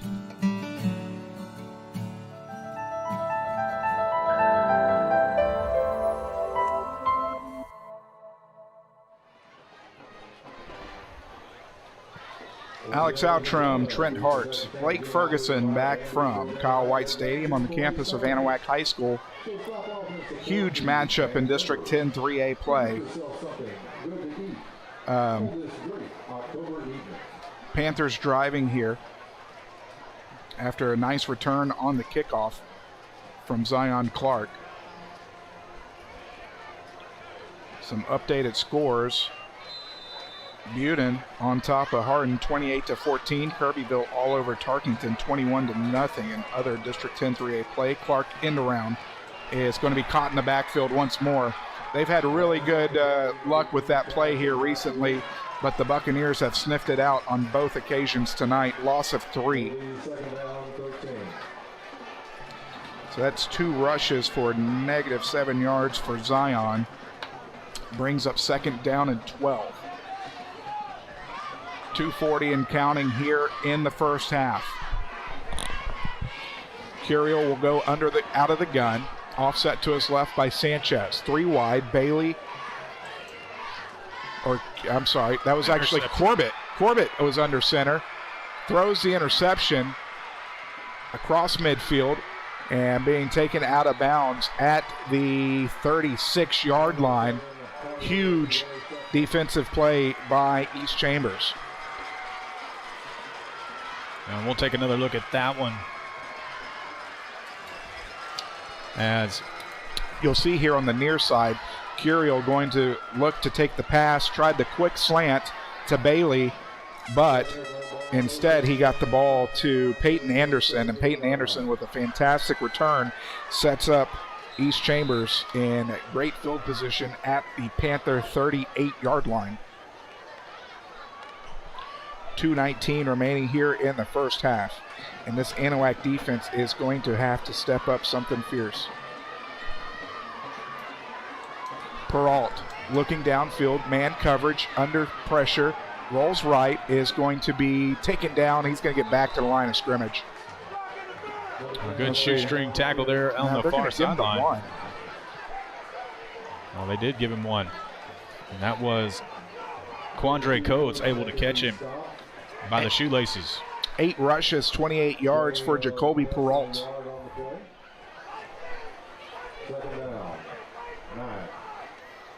Second down and 9. They keep the clock rolling. East Chambers will get the football to begin the second half. Out of the gun is Peralt. 3 wide, sends a man in motion. He's going to keep it, pitches it left. Has room, 35, fighting his way forward down to the 31. It's going to be a pickup of 7. We'll bring up third down and, pickup of 6. We'll bring up third down and 3. Well, just out of field goal range, they've got to hold them here. as East Chambers is looking to put some more points on the board before we go into halftime, just right at a minute now. 3rd down and 3 from the 31. 50 seconds and counting here in the first half. Morris in motion. Fakes the handoff. Peralt going to keep it, is going to bowl over a couple defenders. He's going to pick up 4 and move the chains. Timeout. East Chambers. They've got 1 left here with 40 seconds remaining. We're going to keep it here.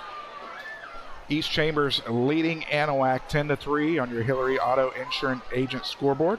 Also want to remind you the second quarter sponsors: Southeast Texas Grit Baseball and Softball, setxgritsports.org.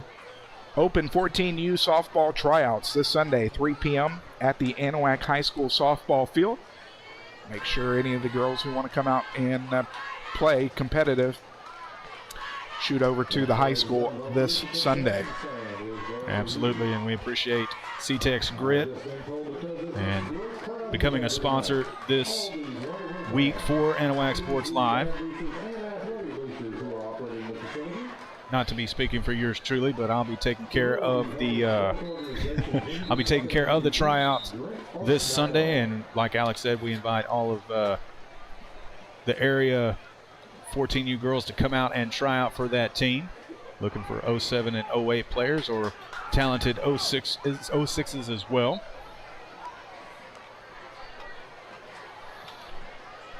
So the Buccaneers will bring their offense back out onto the field with 40 seconds remaining.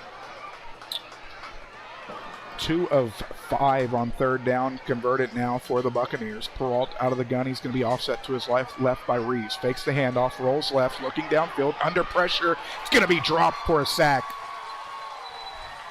And that is number 50, Dalton Hendricks, in the backfield. Loss of 9.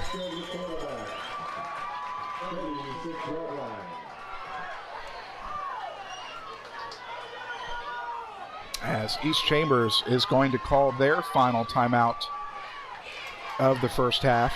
With 25 seconds remaining, it's going to be 2nd down and 19. Boy, if you're the Anahuac defense, that is just what the doctor ordered. Well, 25 seconds left. It's probably going to be the last play, pending a pass out of bounds or something of that nature.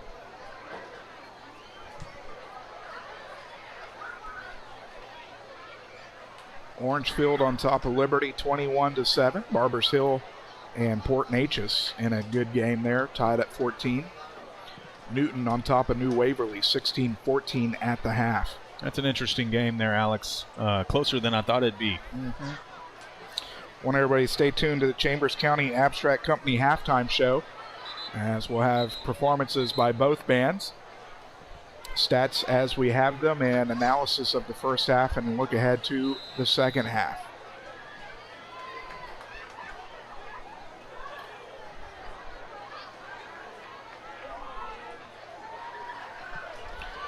Peralt out of the gun, 4 wide, trips to the near side, sets back, looking downfield, under pressure, rolling right, throwing downfield, has a man, and it's going to be knocked away. Boy, did he get some air. He landed wrong, Alex. Javion West, my goodness. Trying to walk it off. 3rd down and 19 with 19 seconds left here in the first half. And it looks like Javion has walked it off. Just a little tweak maybe there when he came down. Huge 3rd down here for the Panthers. 6th 3rd down for the Buccaneers tonight. Peralt out of the gun, 4 wide to the each side. Quick pass is going to fall incomplete, and that'll bring up 4th down. And I would imagine with 16 seconds remaining, they might take a shot to the end zone here. I would not doubt it.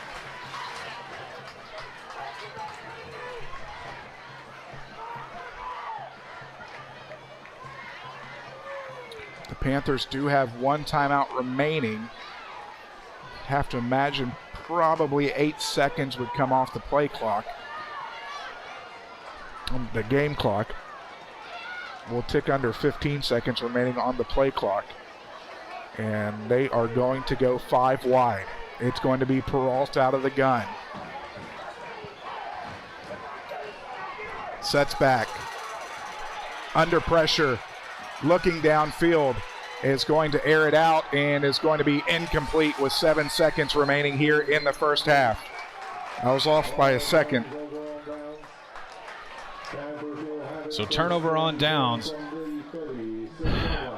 Coach Nee's probably going to try and go into the locker room here with 7 seconds remaining. Yeah, 7 seconds. You just came off the INT. Defense has been playing well, so 7 seconds remaining here in the first half, and they are in formation to take a knee, and we are going to take it to the half. We welcome you to stay tuned to the Chambers County Abstract Company halftime show, where at the half it is the East Chambers Buccaneers leading the Anahuac Panthers 10-3. We'll be back after this on Anahuac Sports Live.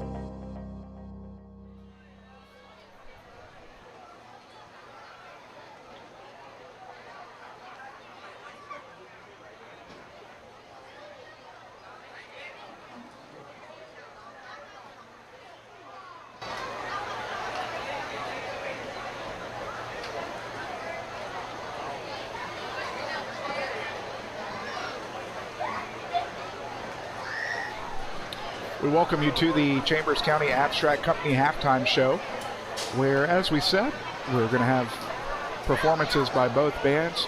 First up this evening is the East Chambers Buccaneers Marching Band, as we will continue.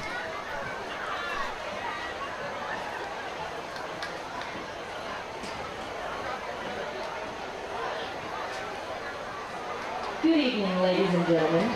Welcome to the East Chambers halftime show featuring the Buccaneer Band. The drum majors are Harley Villjon and Hayden Cook. Color guard captain is Jasmine Boone. Guard lieutenants are Mary Carmen Gonzalez and Natasha Jones. Outstanding Marcher of the Week is Jackson Burford. New Marcher of the Week is Freddie Lopez. Guard member of the week is J.D. Villajon. The Buccaneer Band will be performing their UIL show, Queen.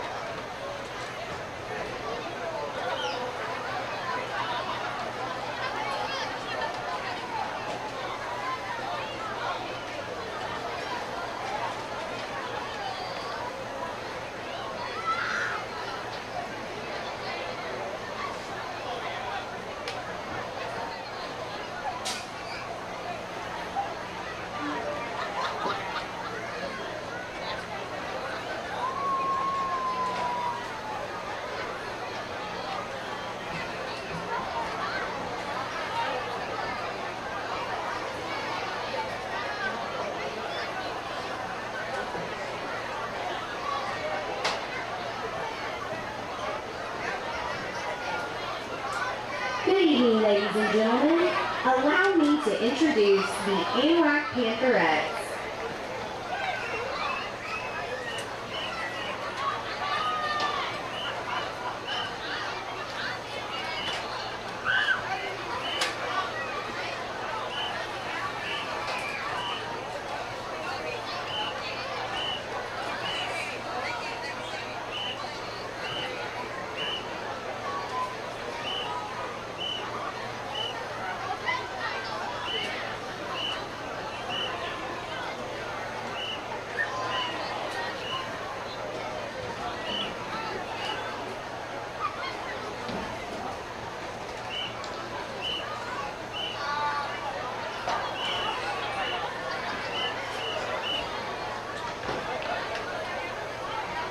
The line is under the direction of Mrs. Kelly Guerra.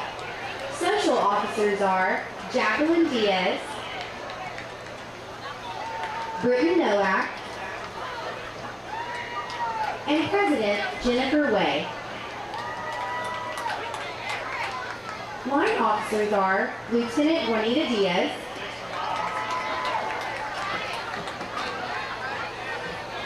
Lieutenant Dorelis Hernandez, Lieutenant Colonel Fatima Esparza, and your 2021-22 Colonel Kylie Sendehas.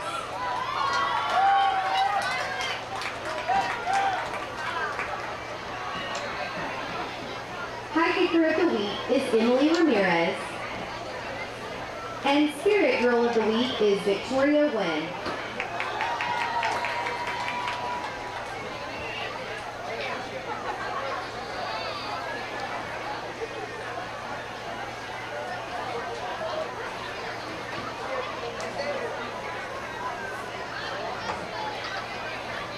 Ladies, your music is on.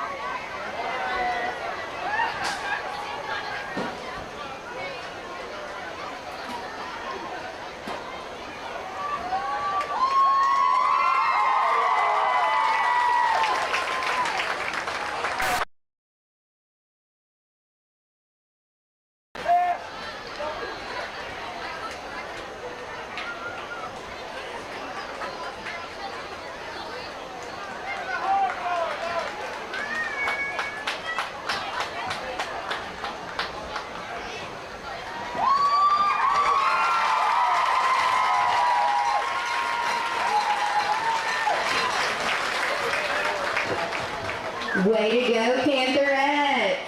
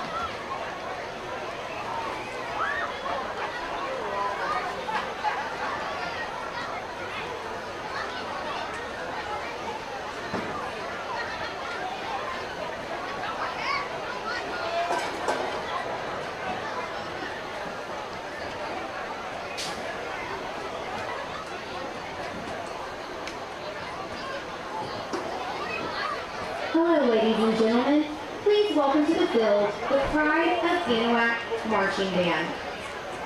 The band is under the field direction of drum majors Diana Miranda and Diego Merez. The directors are Cody Cunningham, Morgan Contreras, and Haley O'Neill. The soloists for tonight are Juanita Diaz, Pablo Salazar, Alan Merez, and Brielle Christensen. Marcher of the week is Alan Merez. Tonight the band will be performing their UIL show entitled Dia de los Muertos. Drum majors, you may begin when you are ready.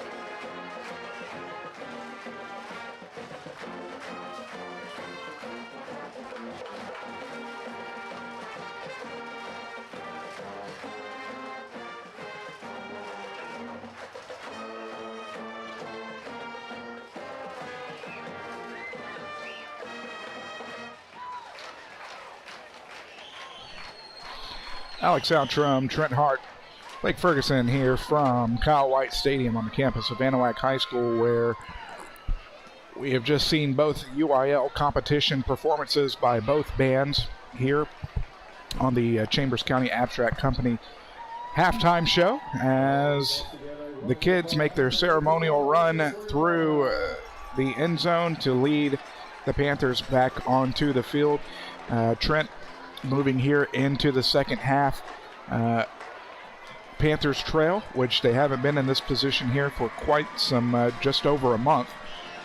So, obviously, defense had a bend, don't break. It was a battle of the defenses in the first half. What are you seeing, or what did you see out of the first half with the offense on the Panthers side of the football?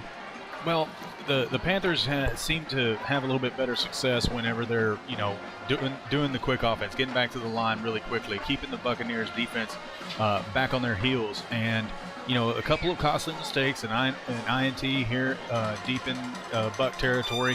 The fake punt, didn't go the Anahuac Panther offensive way. But here in the second half, they've got to remain focused, on what the goal is, and that's to keep the Buccaneers contained. It's hard to say that, but, the defense has done it so far. I mean, they've been able to keep their quarterback, for the most part, contained. The Buccaneers have been able to capitalize on some of the errors that have been made. But so far, I mean, like you said, a defensive game in the first half, and I don't expect any less here in the second half. 8 rushes, 60 yards for Landon Corbett, the leading rusher for the Panthers. Not being able to get too much going. Sanchez with 6 carries for -4 yards. Zion had 2 carries for -7 yards. And Curiel on his sack for a loss of 10. 3 for 4 through the air, 36 yards. Landon Corbett's only pass attempt was an interception. Corbett has one of the receptions for 16, Sanchez for 13, and Galeas with 7. They had 3 penalties in the first half for 25 yards, had them down for 6 first downs, 1 of 3 on third down in the first half for the Panthers. Points coming on a 31-yard field goal by Christian Sanchez as they scored on the opening possession of the ball game. Christian gets under it, is going to go through the back of the end zone, as that is where the Buccaneers will start their second half, first possession of the second half. Well, Christian definitely got a boot on that one. So the Buccaneers will set up at their own 25.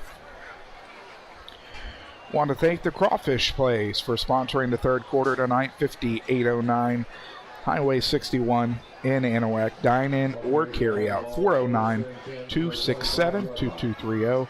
Go tell John and Liz that Anahuac Sports Live sent you. Shout out to Ted and Cindy Delao for sending in the donation and supporting the channel, saying good luck with the tryouts this Sunday. And we appreciate you, Ted and Cindy, for your consistent support of Anahuac Sports Live. Handoff.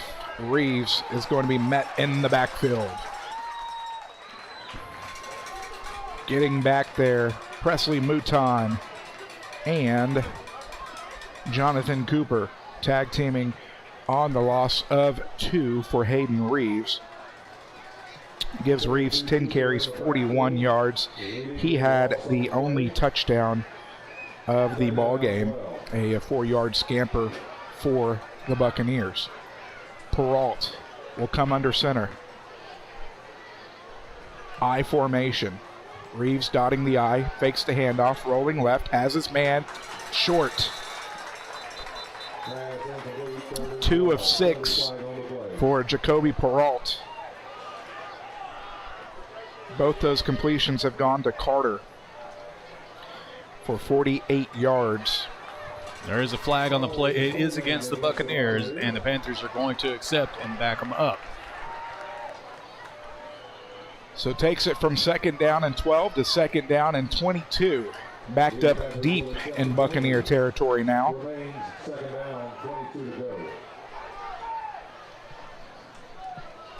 fifth penalty of the ball game for the Buccaneers for 45 yards. Interesting call there by Coach Neese, accepting that penalty instead of the 3rd and 12. But hoping for something to happen here, backing them up even deeper in their own territory. Buccaneers are going to go 4 wide to the near side, to the far. Moving left to right, inside handoff, 15, 20, 25, as they're going to get back to the original line of scrimmage. It's going to be a pickup of 12. We'll bring up, it's a pickup of 15. Wow. 3rd down and 7. Well, Panthers expecting the pass on that last play. Didn't get it. Delayed handoff up the middle, and boy, did he get a good run out of it.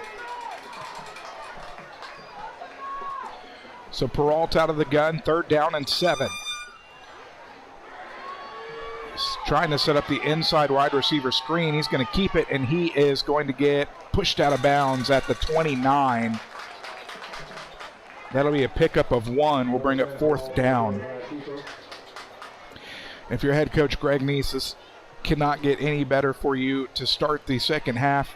The defense comes out, shuts down 4 and out, and is able to get the offense onto the field. Well, you really can't. We were talking about it at halftime that the Panthers either had to get a 3 and out or they had to possibly even go for an onside kick, which they didn't do. But nonetheless, we'll see a punt here from the East Chambers Buccaneers, I think. Yeah, here we go. He's going to back it up. Low snap, and is going to rugby punt it, but it's not going to go far at all. In fact, it's going to take a Panther bounce. That's going to be a punt of 4 yards. Wow. What a turn of events for the Panthers if they can make something happen here out of that mishap on the punts. Wow. Net yardage of 4 yards as the Panthers will set up shop with their first possession of the ball game, or of the second half, in Buccaneer territory at the 39.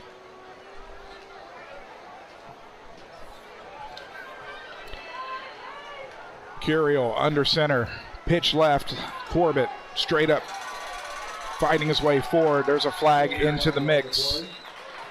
Well, it's in the backfield, so I'm sure this one's coming back. As it stands now, it's a pickup of 9. The flag is about 3 yards up, so that would get Landon a pickup of 3. It's probably going to make it. Ooh, that's not good. That's the personal foul variety on the chop block. So after the pickup of 3,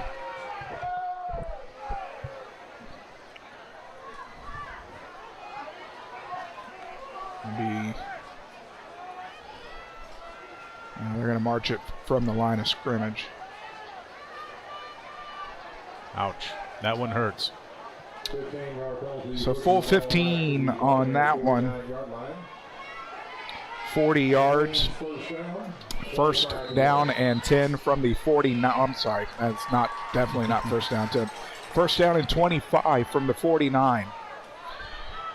2 wide, Bailey and Clark to the far side. Anahuac moving right to left, pitch left. Corbett is going to break a tackle, 45, fighting his way forward, still churning the legs. He's going to get down to the 43.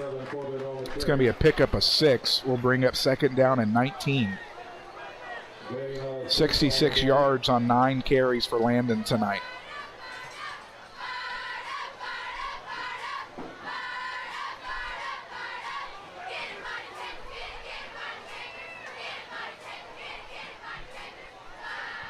First possession of the second half for Anahuac.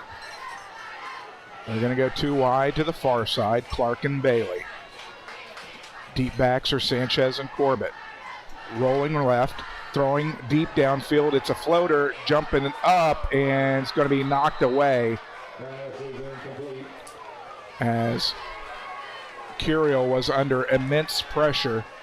Took a pretty good shot there, too. Well, he's able to set his feet and take the shot for a jump ball. And, you know, Bailey and Clark were there to try and come up with it. But good coverage there downfield by the Buccaneers secondary. So 3rd down and long here for the Panthers. And really, you have to think if the Panthers can pick up some chunk yardage here, make it 4th down and manageable, you're probably in 4-down territory for Greg Neese right now. Well, definitely. That's where he's trying to get to at least. And, definitely out of Sanchez's leg zone as far as a field goal goes. So Curiel will be under center. Inside handoff. Sanchez fighting his way forward. He's going to get down to the 36.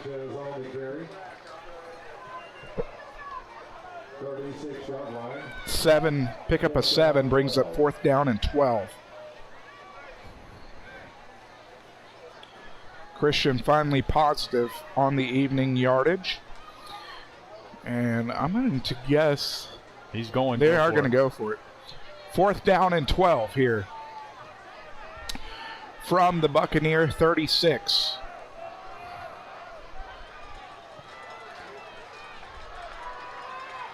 One receiver to the far side, that's Bailey. 6 seconds on the play clock. Curiel rolling right, going back left, gets a good throw. Clark just out of the reach of Zion. As that was probably the best throw we've seen Marcus Curiel throw. Boy, he put a nice spiral on that. Even Zion Clark wasn't expecting that good of a throw. He was kind of holding, his speed back a little bit and then had to speed up there right at the last second to try and get to it. He's definitely got to keep running on those plays to try and get to those kind of balls. Turnover on downs. 2 turnovers now for both teams tonight. 8:32 remaining here in the 3rd quarter. From the Buccaneer 36.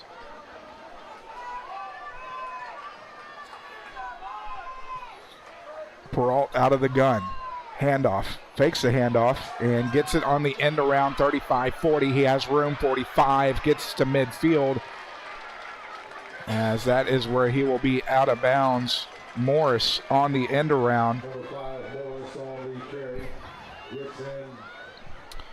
So that works. So that is a pickup of 11.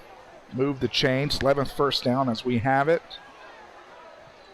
A shout out to Patrick for donating to the channel, and he says for C-Tex Grit. Appreciate your support, Patrick of Anahuac Sports Live and C-Tex Grit. 1st down and 10 from the 47. Handoff straight up Broadway. Reeves is going to get to midfield. As that's going to be a pickup of 3. We'll bring up 2nd down and 7 for Reeves. That's 11 carries, 44 yards. 2nd down, 7. Defense trying to hold strong here once more.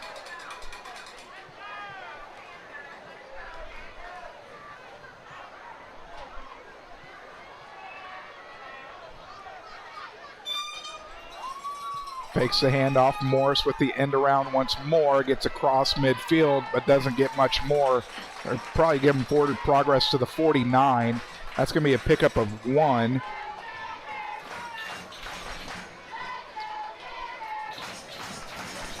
Third rush, 11 yards. 3rd down and 6. As I have it, 2 for 7 on 3rd down tonight for the Buccaneers. Another big defensive stand right here for the Panthers.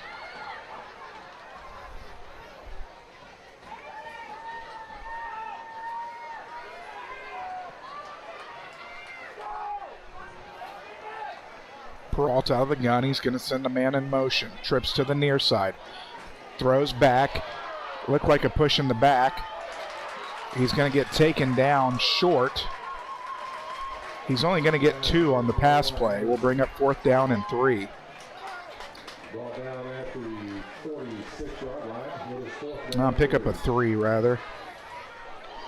So that's 51 yards passing. Anderson's first reception. Although I couldn't tell if that was back or not. Yeah, I was looking for flag. Apparently they didn't see it either. Quickly to the line. Chambers going to go for it. Handoff, met in the backfield, and a turnover on downs. What a huge play there by the Panther defense to hold them to 4th down. Coming in, Kai Till making another huge play tonight.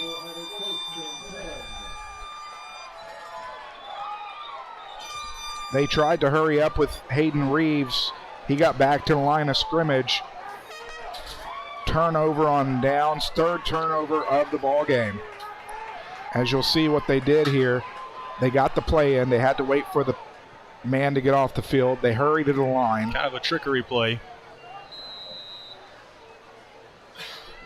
What a hit there by Till to come in and make that stop. And that was after first contact was made by Quandre Coates, the freshman. So 1st down and 10 from the 46.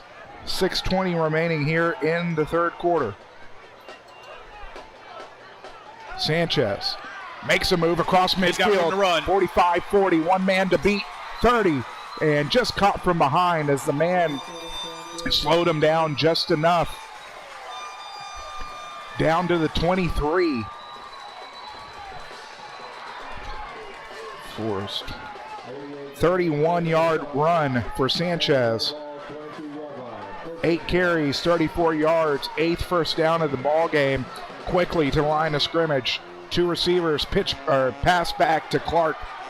Is going to be taken down in the open field. Really nice tackle there by KK Morris, as Clark had some room to get some more, but just going to keep it to, where are they going? They're going to give it it to 21. 2 yards. 1.5, but I'm going to say 2. We'll go 2.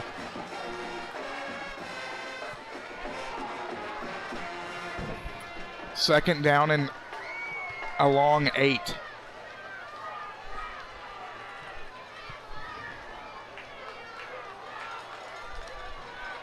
Sanchez and Corbett. Pitch left. Corbett has room. 15, spin move, pushed out of bounds at the 13. He's going to be a yard short of the first down. Give him a pickup of 6, brings up 3rd down and 1. Well, what a show of athleticism there by Corbett, and that spin move right at the end to get a couple more yards out of the play. Panthers 1 of 6 so far on 3rd down. Curiel under center, pitch left. Corbett is going to get the first down. He'll get a pickup of 2. 9th first down of the ball game as we have it.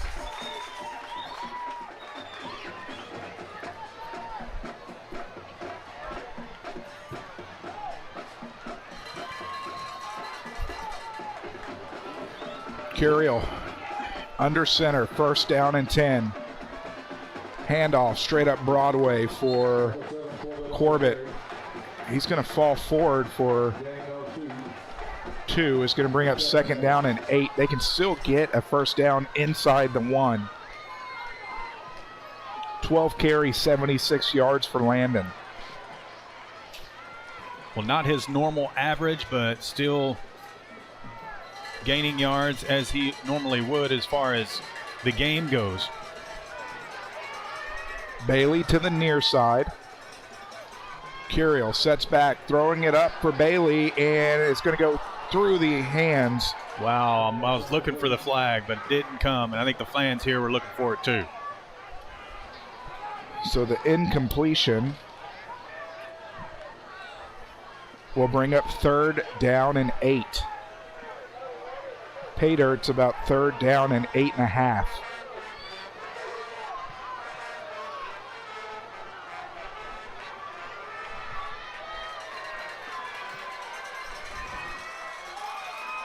Curiel will go out of the gun, offset to his right by Sanchez. Quick throw to Galeas, and it's not going to get far enough. In fact, he's going to lose 2 yards on it. That'll bring up 4th down and 10. Oh, you got to kick it here, Alex.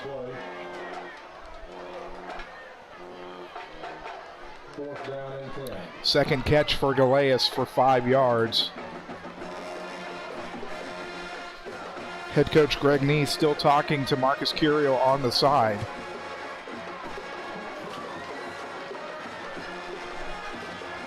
Well,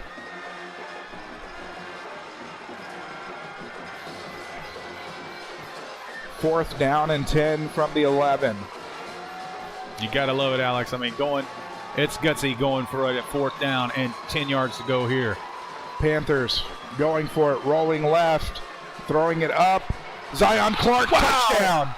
Touchdown from 11 yards out on fourth down and 11. Holy moly, what a catch by Zion Clark in the end zone. And just when you think he can't have another ESPN top 10 play in him, he shows us wrong right there. We got flags. What is going on? No? Oh, you got to be kidding me, Alex. Oh, Panther. It is on the Panthers. They are backing them up.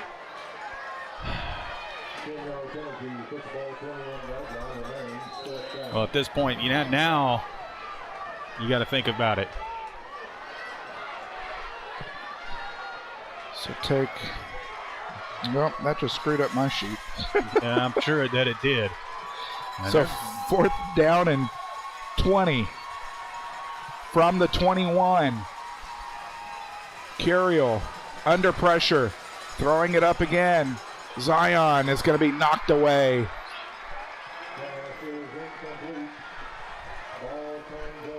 .255 remaining here in the third quarter. Turnover on downs for the Panthers.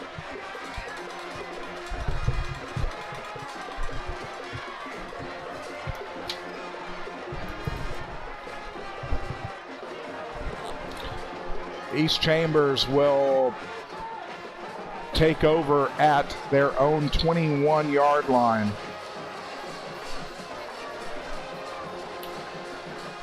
Nice passed the numbers, giving the ref definitely a piece of his mind.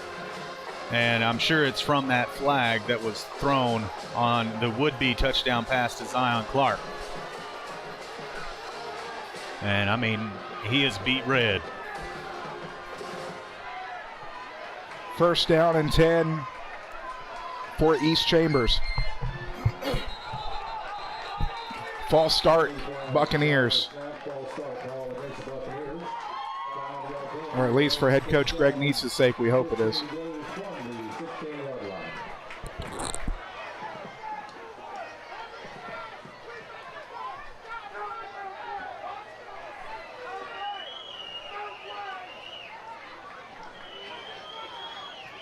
Line judge here on the near side, trying to calm down the coaching staff of the Panthers. Well, they're still reeling about that holding call that was made on that pass play. We got to move forward here as the East Chambers Buccaneers line it back up. First down and 15, Peralt under center. Inside handoff, 20, 25. As again on the carry, that was McKay.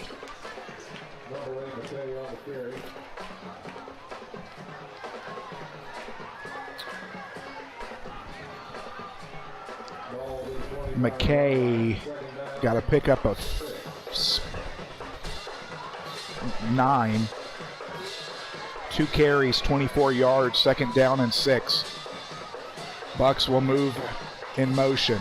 2 backs, pitch left, Reeves straight up Broadway is going to get taken down after a pickup of 2.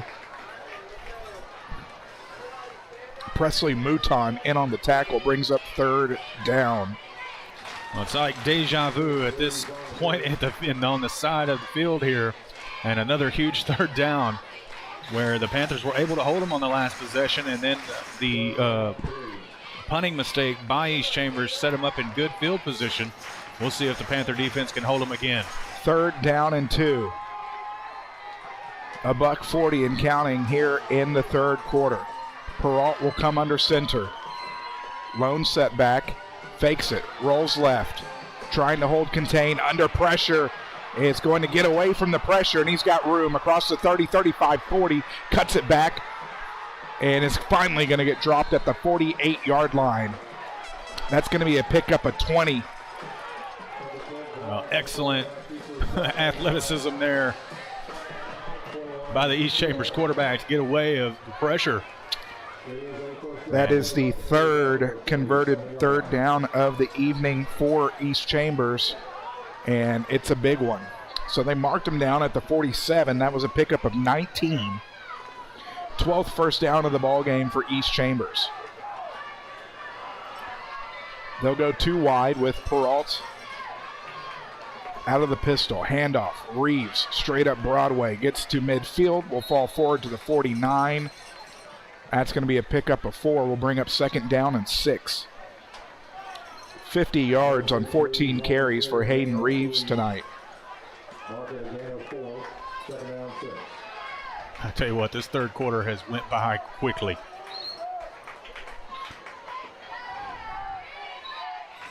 Into Panther territory. Peralt will come out of the gun.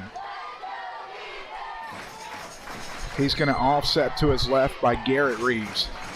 No, I'm sorry, that was still Hayden. Hayden's going to push himself forward.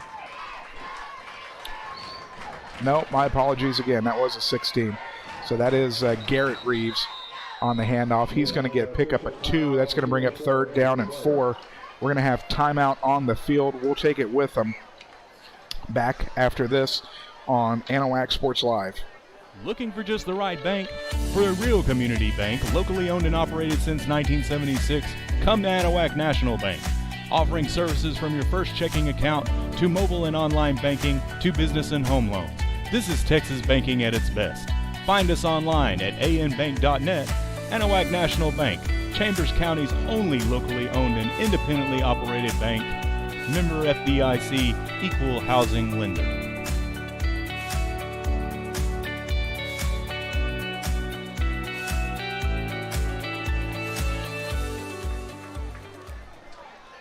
Again, ladies and gentlemen, if you want to donate to Anahuac Sports Live, all donations this week will be given back to the brand new 14U C-Tex Grit softball team. Donations of $10 or more will get a free AP Rally Towel courtesy of JV Designs and Anahuac Sports Live. All you got to do is go to Venmo, CashApp, or PayPal.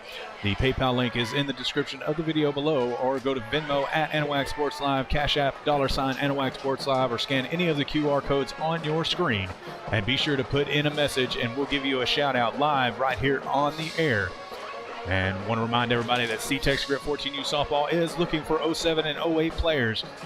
And open practice and tryouts will be located at 801 Stoll Street here in Anahuac. That's the Anahuac High School softball field, Sunday, October 10th at 3 p.m., Wednesday, the 14th at 6, and then Sunday, October 17th at 3 p.m. You can contact Trent Hart, 409-527-2949 for all the information on the open practices and the select fall ball season.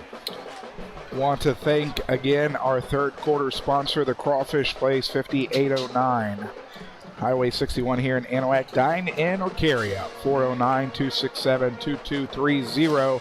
As Trent, we are heading into the fourth and final quarter of play. And feels like we've been saying it all night, but another huge defensive play coming for the Panthers with the Buccaneers in Panther territory. Well, every third down that the Buccaneers have had has been a big play for the defense, and the same is to be said for every Anahuac third down for the Buccaneer defense. So we'll see what happens here on this one. 3rd down and 4. Peralt fakes the handoff, rolling under pressure, is going to be caught from behind, still pushing his way forward. I can't believe they haven't thrown that whistle. Wow.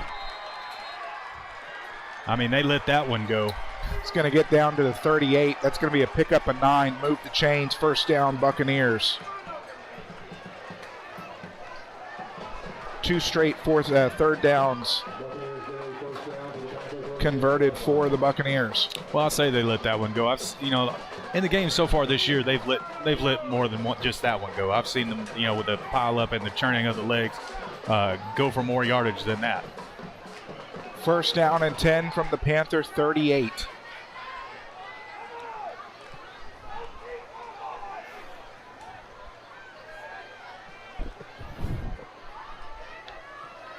Peralt will be out of the gun, offset to his right by 2 backs.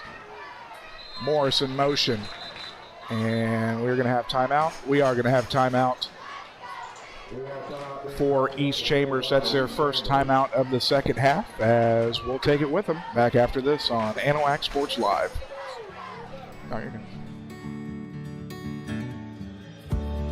Whatever it is you wrangle, whatever seeds you sow, no matter what you nurture or what you choose to grow, at Texas Farm Bureau Insurance, we're proud to protect all Texans. Building a new home? Does your driveway need that long overdue facelift? Or are you just looking to finally get your lot cleared and ready to build something great? Look no further and trust the locally owned and operated professionals at Title Services Incorporated. No need to hire multiple contractors. Title Services does all phases of residential and commercial land clearing, house pads, ponds, dirt and rock delivery, and demolition. Call for a free estimate, 409-267-1057, or visit them on Facebook at Title Services, Inc.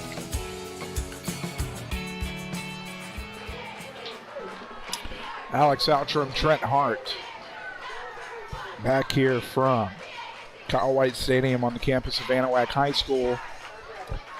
We are in the fourth quarter. East Chambers leads Anahuac 10-3 on your Hillary Auto Insurance Agency scoreboard. Peralt takes it straight up Broadway. He's going to pick up 2 yards. Will bring up second down and 8. 55 yards on 14 carries. And now the defense trying to stand strong once more, while the Buccaneers are just trying to drain clock to get out of here. Well, the Anahuac Panther defense has got to come up with a stop here. Being in the fourth quarter and being how close of a defensive matchup this has been, another score could be devastating.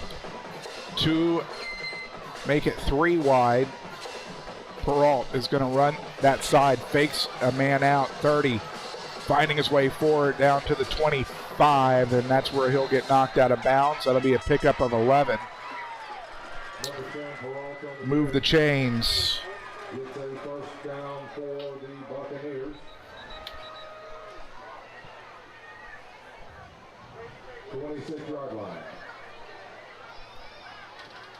First down and 10 for the Buccaneers. Well, they're going to have an official timeout on the field. We're going to take it with them, ladies and gentlemen. Don't go anywhere. We'll be back right after this on Anahuac Sports Live. From custom processing, professional guided hunts, hide tanning, and gator merchandise, Porter's Processing and Alligator Farm offers a personal experience like no other. Locally owned and operated in Anahuac, Texas since 1987, Porter's has been Southeast Texas' premier choice for any hunting adventure need. Now offering full-service processing of gator, deer, beef, hogs, and other wild game. Make Porter's Processing this hunting season's one-stop shop. Visit them today at portersprocessing.com or call 409-267-8413. Anahuac Sports Live is brought to you in part by Hillary Auto, insurance agent with Texas Farm Bureau. Porter's Wild Game Processing and Alligator Farm. Title Services Incorporated. Anahuac National Bank, member FDIC. Chambers County Abstract Company. Third Coast Integrated Martial Arts. Turn 2 Specialty Companies. And Wilcox Drug Store in Anahuac. Let's see here. So who's back here? First down and 10. We do have a new quarterback into the game. Reeves is going to hand it off straight up the gut to Hayden Reeves. Reeves is going to get bulldogged. And that was the freshman Coates on the tackle. After a pickup of 5. Actually, no. Had a knee down. Oh, good. So pickup of 2 brings up second down and 8. 52 yards on 15 carries. And it is the sophomore Garrett Reeves staying in the game at quarterback.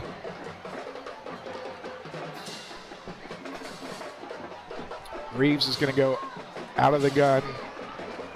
Garrett Reeves out of the gun. Offset to his left by Hayden Reeves. Takes the handoff, keeps it. 25, has room. 20 is going to get knocked out of bounds at the 18. That is going to be a pickup of 7. And we'll bring up 3rd down and 1 is what I got. That's what I thought too. Yeah, 3rd down and 1. 3rd carry for 9 yards for Garrett Reeves. 3rd down and a long 1. As Peralt will check back into the game. He's going to keep it. Gets the 1st down, and it's going to be taken down at the 15. Give him the 14.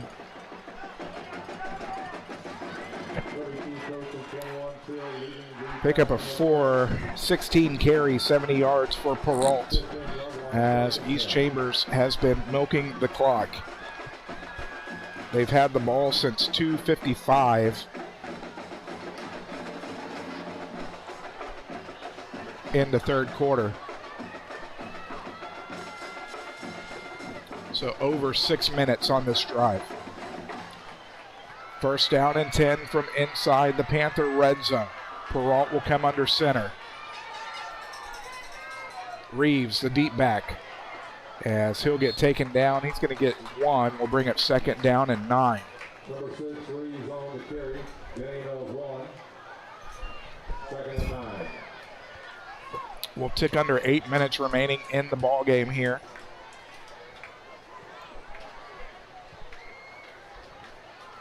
Time starting to become the enemy of the Panthers. Panthers still have all 3 of their timeouts.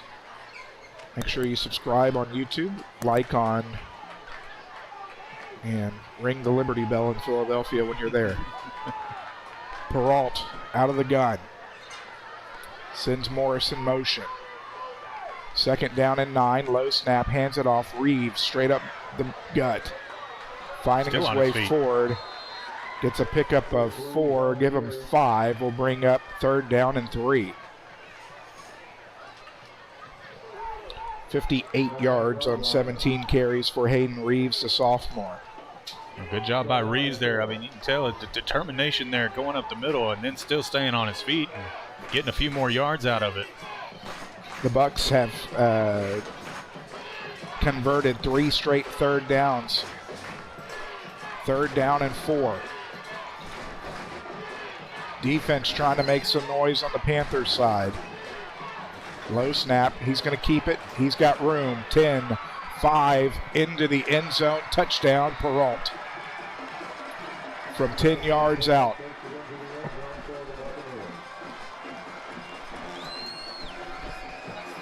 Well, I'll tell you what, you got to be impressed with Peralt, man. He's definitely an athlete. Does it all on the field, not just in quarterback, but I mean, to go down there in the sideline, to come back, and it just shows his toughness to get back in there and score the touchdown for the Buccaneers. 6:51 remaining here in the ball game. Martinez PAT is through and true. As we said, 6:51 remaining here in the ball game. The East Chambers Buccaneers have extended their lead 17-3. As we'll be back after this on Anahuac Sports Live.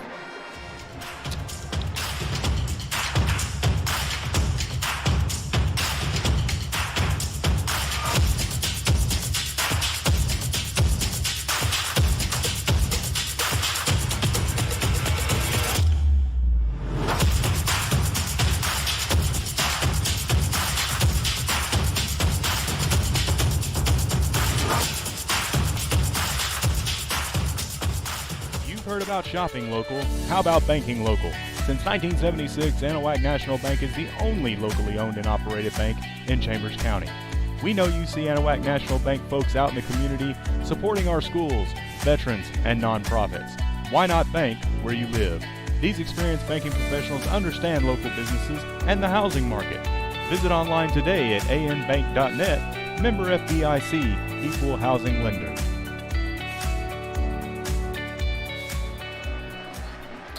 14 plays, 79 yards, 8 minutes and 59 seconds sucked out of the second half by East Chambers as a 10-yard quarterback keeper from Peralt extends the score 17-3 on your Hillary Auto Insurance Agent scoreboard.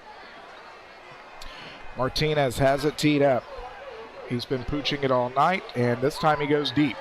This is going to bounce at the 10, at the 5, and getting it picked up is Sanchez across the 10, breaks outside, 15, makes a move, is going to be pushed out of bounds and tackled. You got to call it both ways. And they're not going to. Nice has got to be careful here.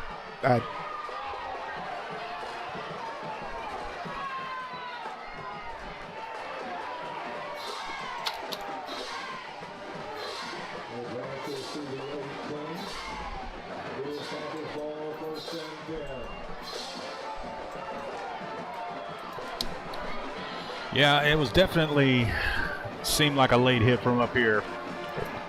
Unfortunately, I mean, when you're down there in the mix of it all and in real time, it may have looked different. First down and 10 from the Panther 18.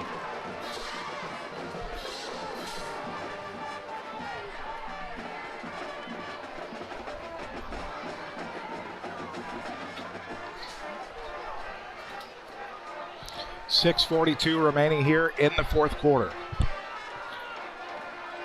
Quick throw, Galea straight down the gut is going to be incomplete.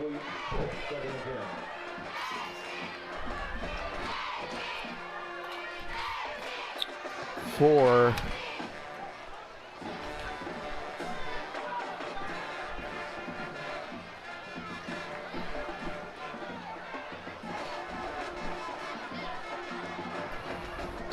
five of 11 for 36 yards for Curiel. Quandre Coach checking into the game for the Panthers. Corbett and Sanchez, the deep backs. Rolling out, Curiel looking downfield, throws it up, is going to be intercepted. Across the 25-20, and he's going to take it to the house. Pick 6 for K. Morris from 35 yards out. And that'll do it. Yeah, I hate to say it, but that is probably the nail in the coffin.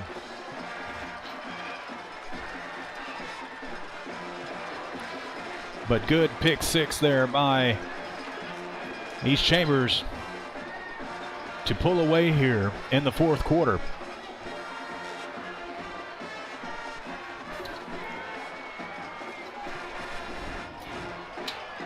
And if I had my sheet in front of me, I would have been able to tell you who it was. KK Morris. Morris on the INT for East Chambers as we await the PAT.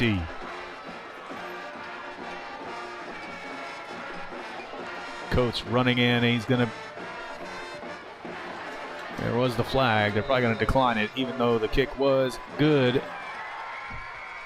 So, with 6:24 remaining here in the fourth quarter, the Bucks have extended their lead on defense. 24-3, your new score. We'll be back after this on Anahuac Sports Live. Since 1948, Wilcox Drugstore has been the Anahuac area's most experienced and trusted pharmacy. Continuing its long-lasting reputation for personal attention to all your medical needs, Wilcox Drugstore offers counsel, refills, transfers, compounding, flu shots, and delivery.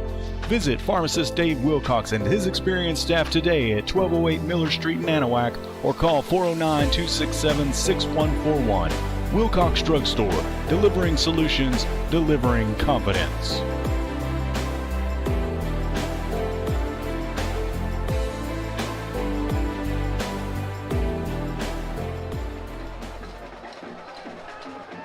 And I want to remind everybody that you've got about 6.5 minutes to get in on our giveaway. All you got to do is subscribe to us on YouTube or follow us on our TikTok channel for a chance to enter and win one of the 2 AP Spirit shirts or the 2 AP Rally towels. We appreciate everybody tuning in, including our neighbors from East Chambers. And we appreciate JV Designs for sponsoring all of the Anahuac Sports Live giveaways for the football year. Martinez has it teed up once more. He went deep on his last kick. This one's going to be more of the pooch variety. Corbett's going to take it from the 28. 35 is going to get pushed out of bounds at the 37, 38, 38.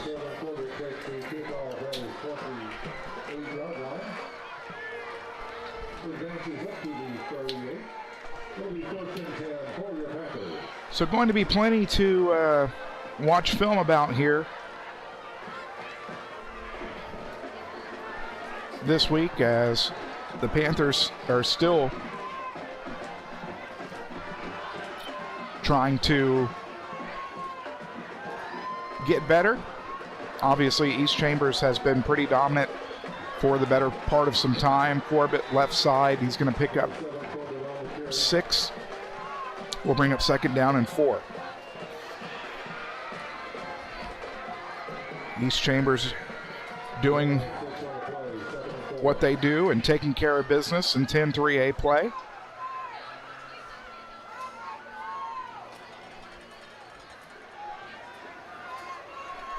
Second down and 4 from the Panther 44.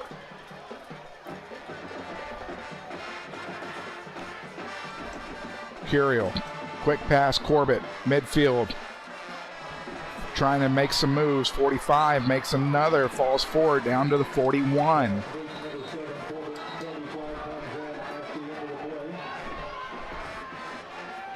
"16-yard pass and catch. Move the chains, first down."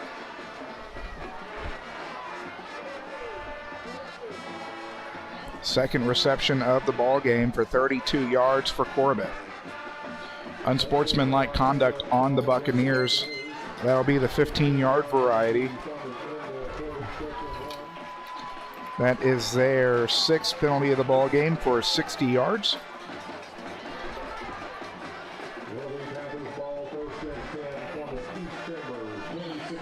We'll move the ball to the Buccaneer 24. Panthers are going to have to hurry. Still have all 3 timeouts. First down and 10 from the 26. Curiel under center. Sanchez gets it around right side, fighting his way forward. He's going to get a pickup of 1. We'll bring up 2nd down and 9.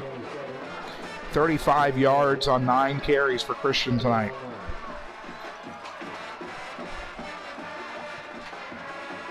Near hash mark as the Panthers move left to right. And wanted to tell everybody about the band competition tomorrow in East Chambers. If you're not doing anything tomorrow morning, Anahuac and East Chambers bands will be performing, and that will be at Buccaneer Stadium in Winnie. Curiel under center. Handoff. Corbett straight up the gut. Hurdles a defender. Takes a helmet to the back of the head. Nonetheless. Dangerous leap there that Landon made, huh?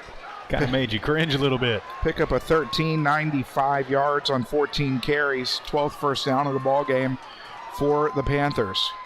Sanchez, the lone back. Pitch right. Sanchez dodges the defender.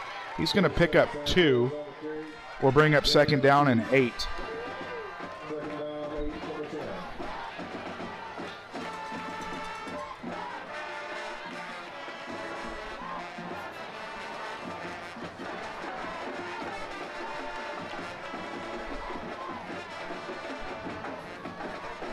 Looking at some updated scores from around District 10 3A. It's Kirbyville all over Tarkington 55-7. Buna up big on Hardin 46-22. Straight up Broadway for Corbett. Corbett's going to push forward for a couple yards. It's going to bring up 3rd down and 6. 97 on 15 carries for Landon.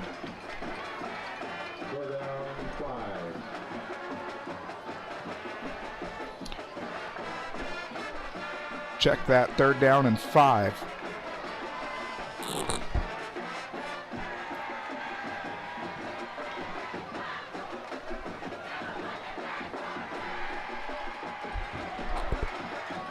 From the Buccaneer 8. Curiel sets back, looking for Corbett. Corbett has it, but is going to get wrapped up after a pickup of 2.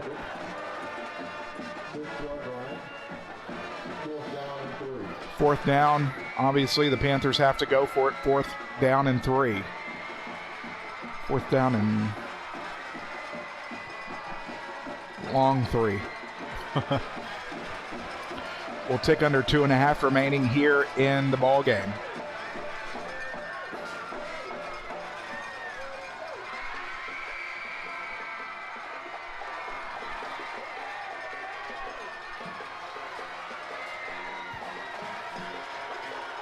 Sanchez, the lone back, rolls right, airs it up, and incomplete. There is going to be a flag for pass interference in the end zone.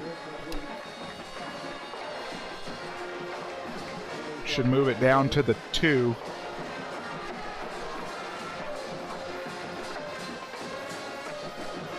Or will they put it on the 1?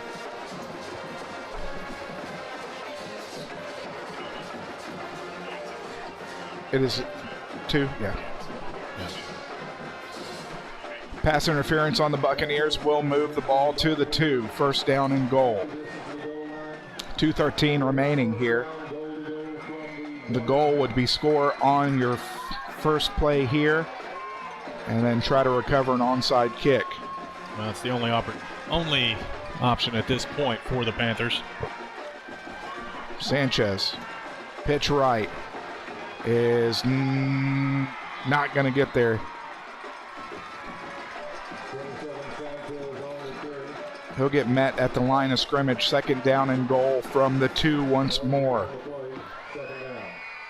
Well, it looks like he at least got to the 1. Did they give him the 1? Yeah, gave him the 1.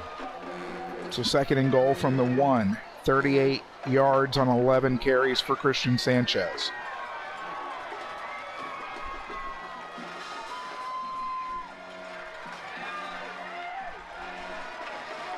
Pitch left, Corbett into the end zone, touchdown.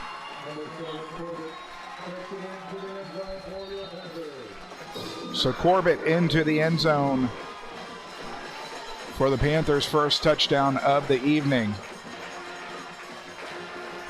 Christian Sanchez will come on to tack on the PAT.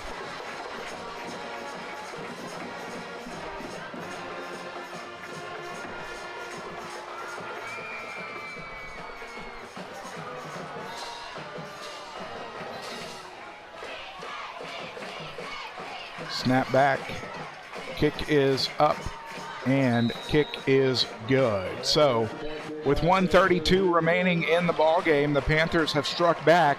They still trail 24-10, as we'll continue after this on Anahuac Sports Live.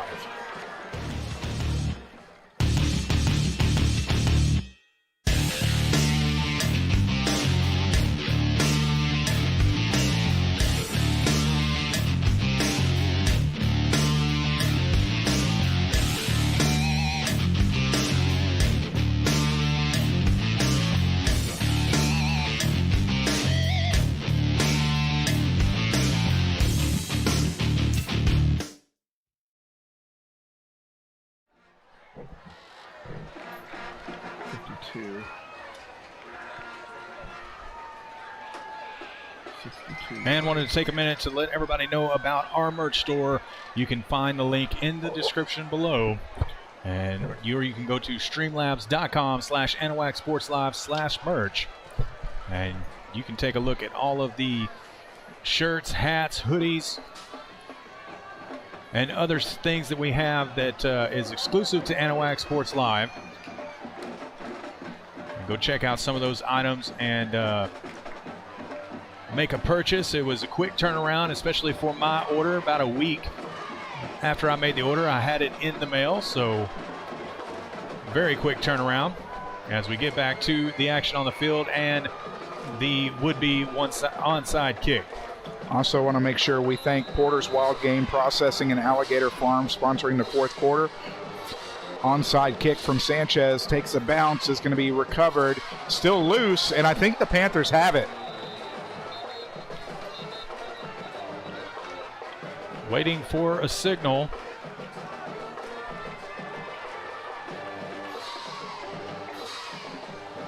Still no signal. Can you replay that? Oh, let me see here. Probably a little too Offsides. late. So maybe offsides on Anahuac, which would... Let me see if I got the replay too late here. Yeah, I did. So... But if they ruled the Panthers recovered it, then they can do another onside kick. I haven't seen a ruling yet, though. The Buccaneers special teams is still on the field. And they're lining up to receive another kickoff here. So we'll try it again. Like I was saying, want to thank Porter's Wild Game Processing and Alligator Farm, 409-267-8413. PortersProcessing.com for being the sponsor here of the fourth quarter. Stick around for the Anahuac National Bank postgame show following the conclusion of the ball game. Sanchez will tee it up this time at the 30.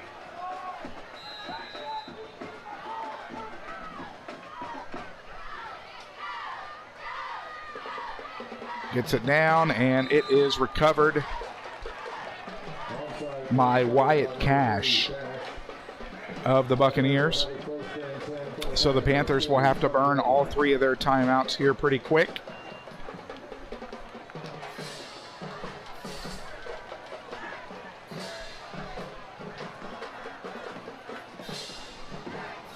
Again, everybody, appreciate all of the support and the viewers that have been with us tonight, both on the Anahuac side and on the East Chamber side. And we appreciate everybody's coming in and watching tonight's 10-3A matchup. We will be live next week for the Anahuac-Buna game in Buna.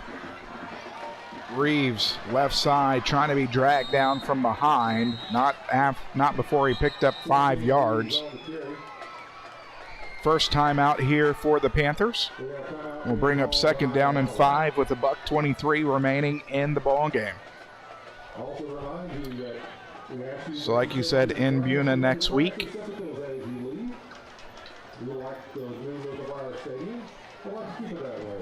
What else we have on the network this week, Trent? We'll have high school volleyball here in Anahuac Tuesday night, where Newton is coming to town. So another district matchup for the Lady Panthers, who got a big win over East Chambers here tonight at the Panther Den. And I believe that the freshmen continued their winning streak as well, undefeated in district play this year for the Anahuac Lady Panther freshmen. Congrats to them. Good luck to the Lady Bucks on the remainder of their volleyball season as we get closer and closer to playoff volleyball here in the state of Texas. I'm not quite sure of what the standings are, but we are getting close to the end, and the playoff picture is starting to come into focus. Second down and 5 from the Panther 42. Handoff. Reeves across the 40 is going to get tackled across the 39. That's going to be a first down, and that will be the final nail in the coffin for the Panthers tonight. The Buccaneers are going to take it.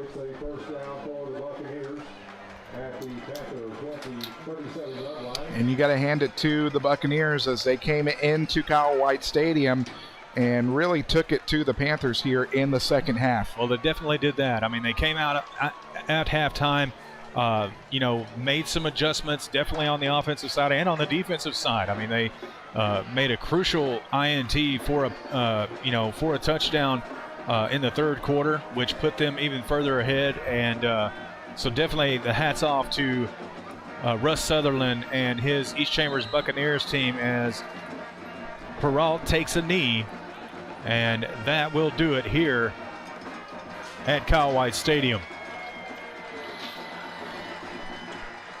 So there is 20 seconds left on the game clock.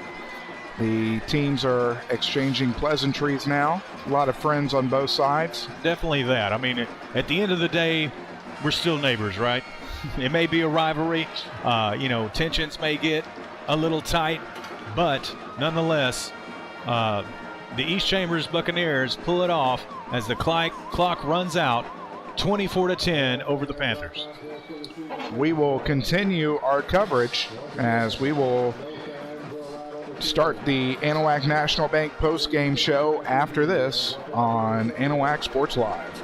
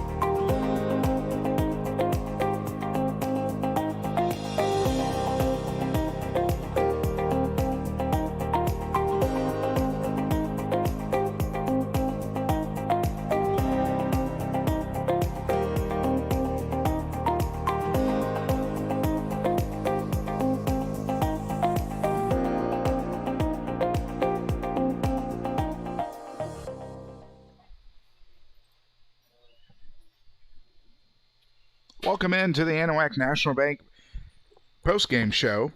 It says halftime. I apologize for that. 801 Ross Sterling here in Anahuac, 409-267-3106. anbank.net, member FDIC, equal housing lender. We've gone final. The Panthers have taken their first loss here in District 10 3A play, as East Chambers has invaded from Winnie and has pulled out the victory 24-10.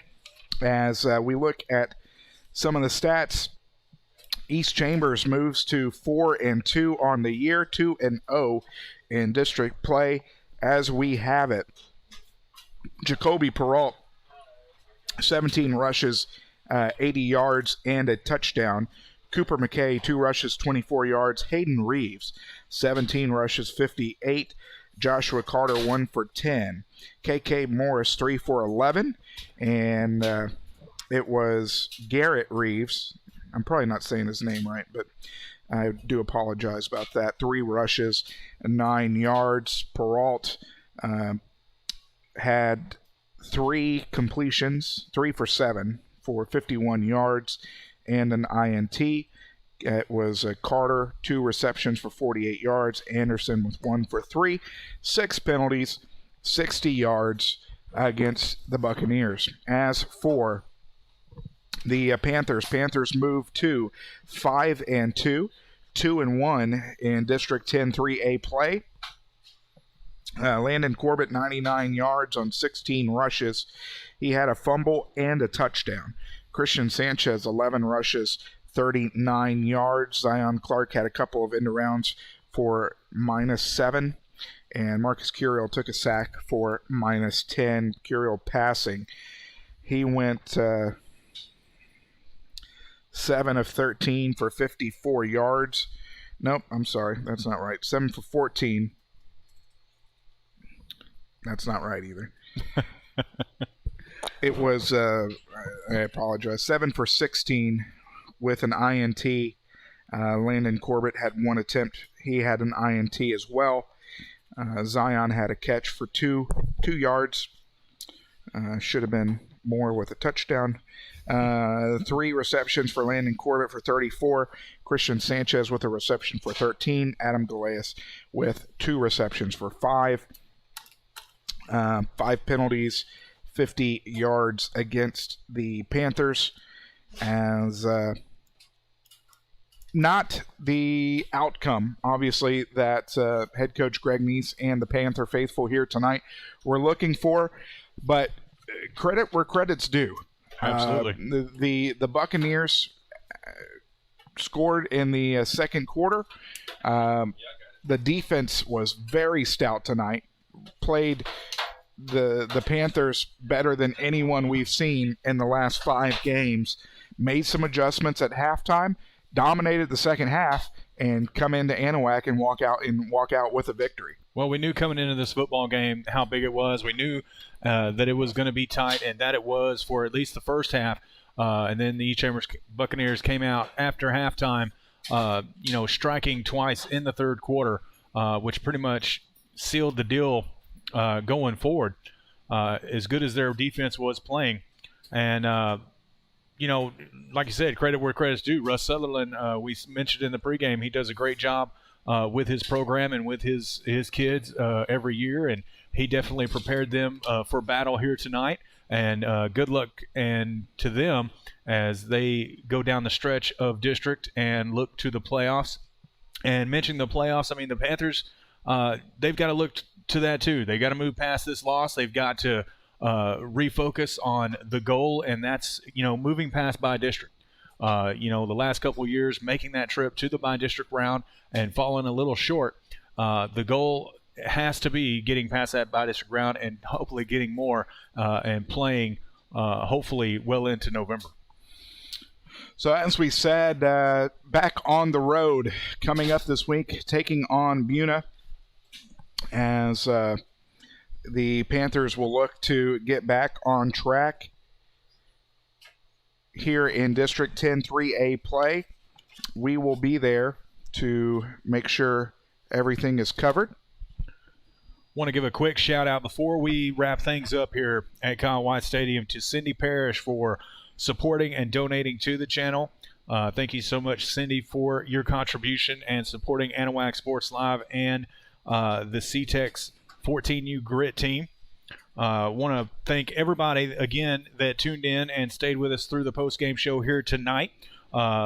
Again, to everyone that tuned in from East Chambers, appreciate y'all for coming and watching Anahuac Sports Live, and of course our immediate community here in Anahuac and abroad. I know we had some viewers, out of state, even across some waters on Jamaica Beach watching us, which was pretty cool.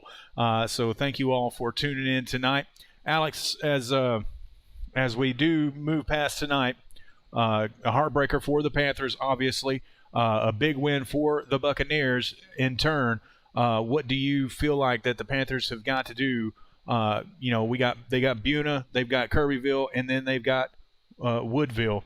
What do you think they've got to do on these next 3 games and to wrap up district play? Well, the Panthers still control their own destiny here for second place. If they win out, they take care of business, then they are the 2 seed out of 10-3A. You got to go back, look at the film this week. We all know head coach Greg Neese will make the adjustments that need to be made.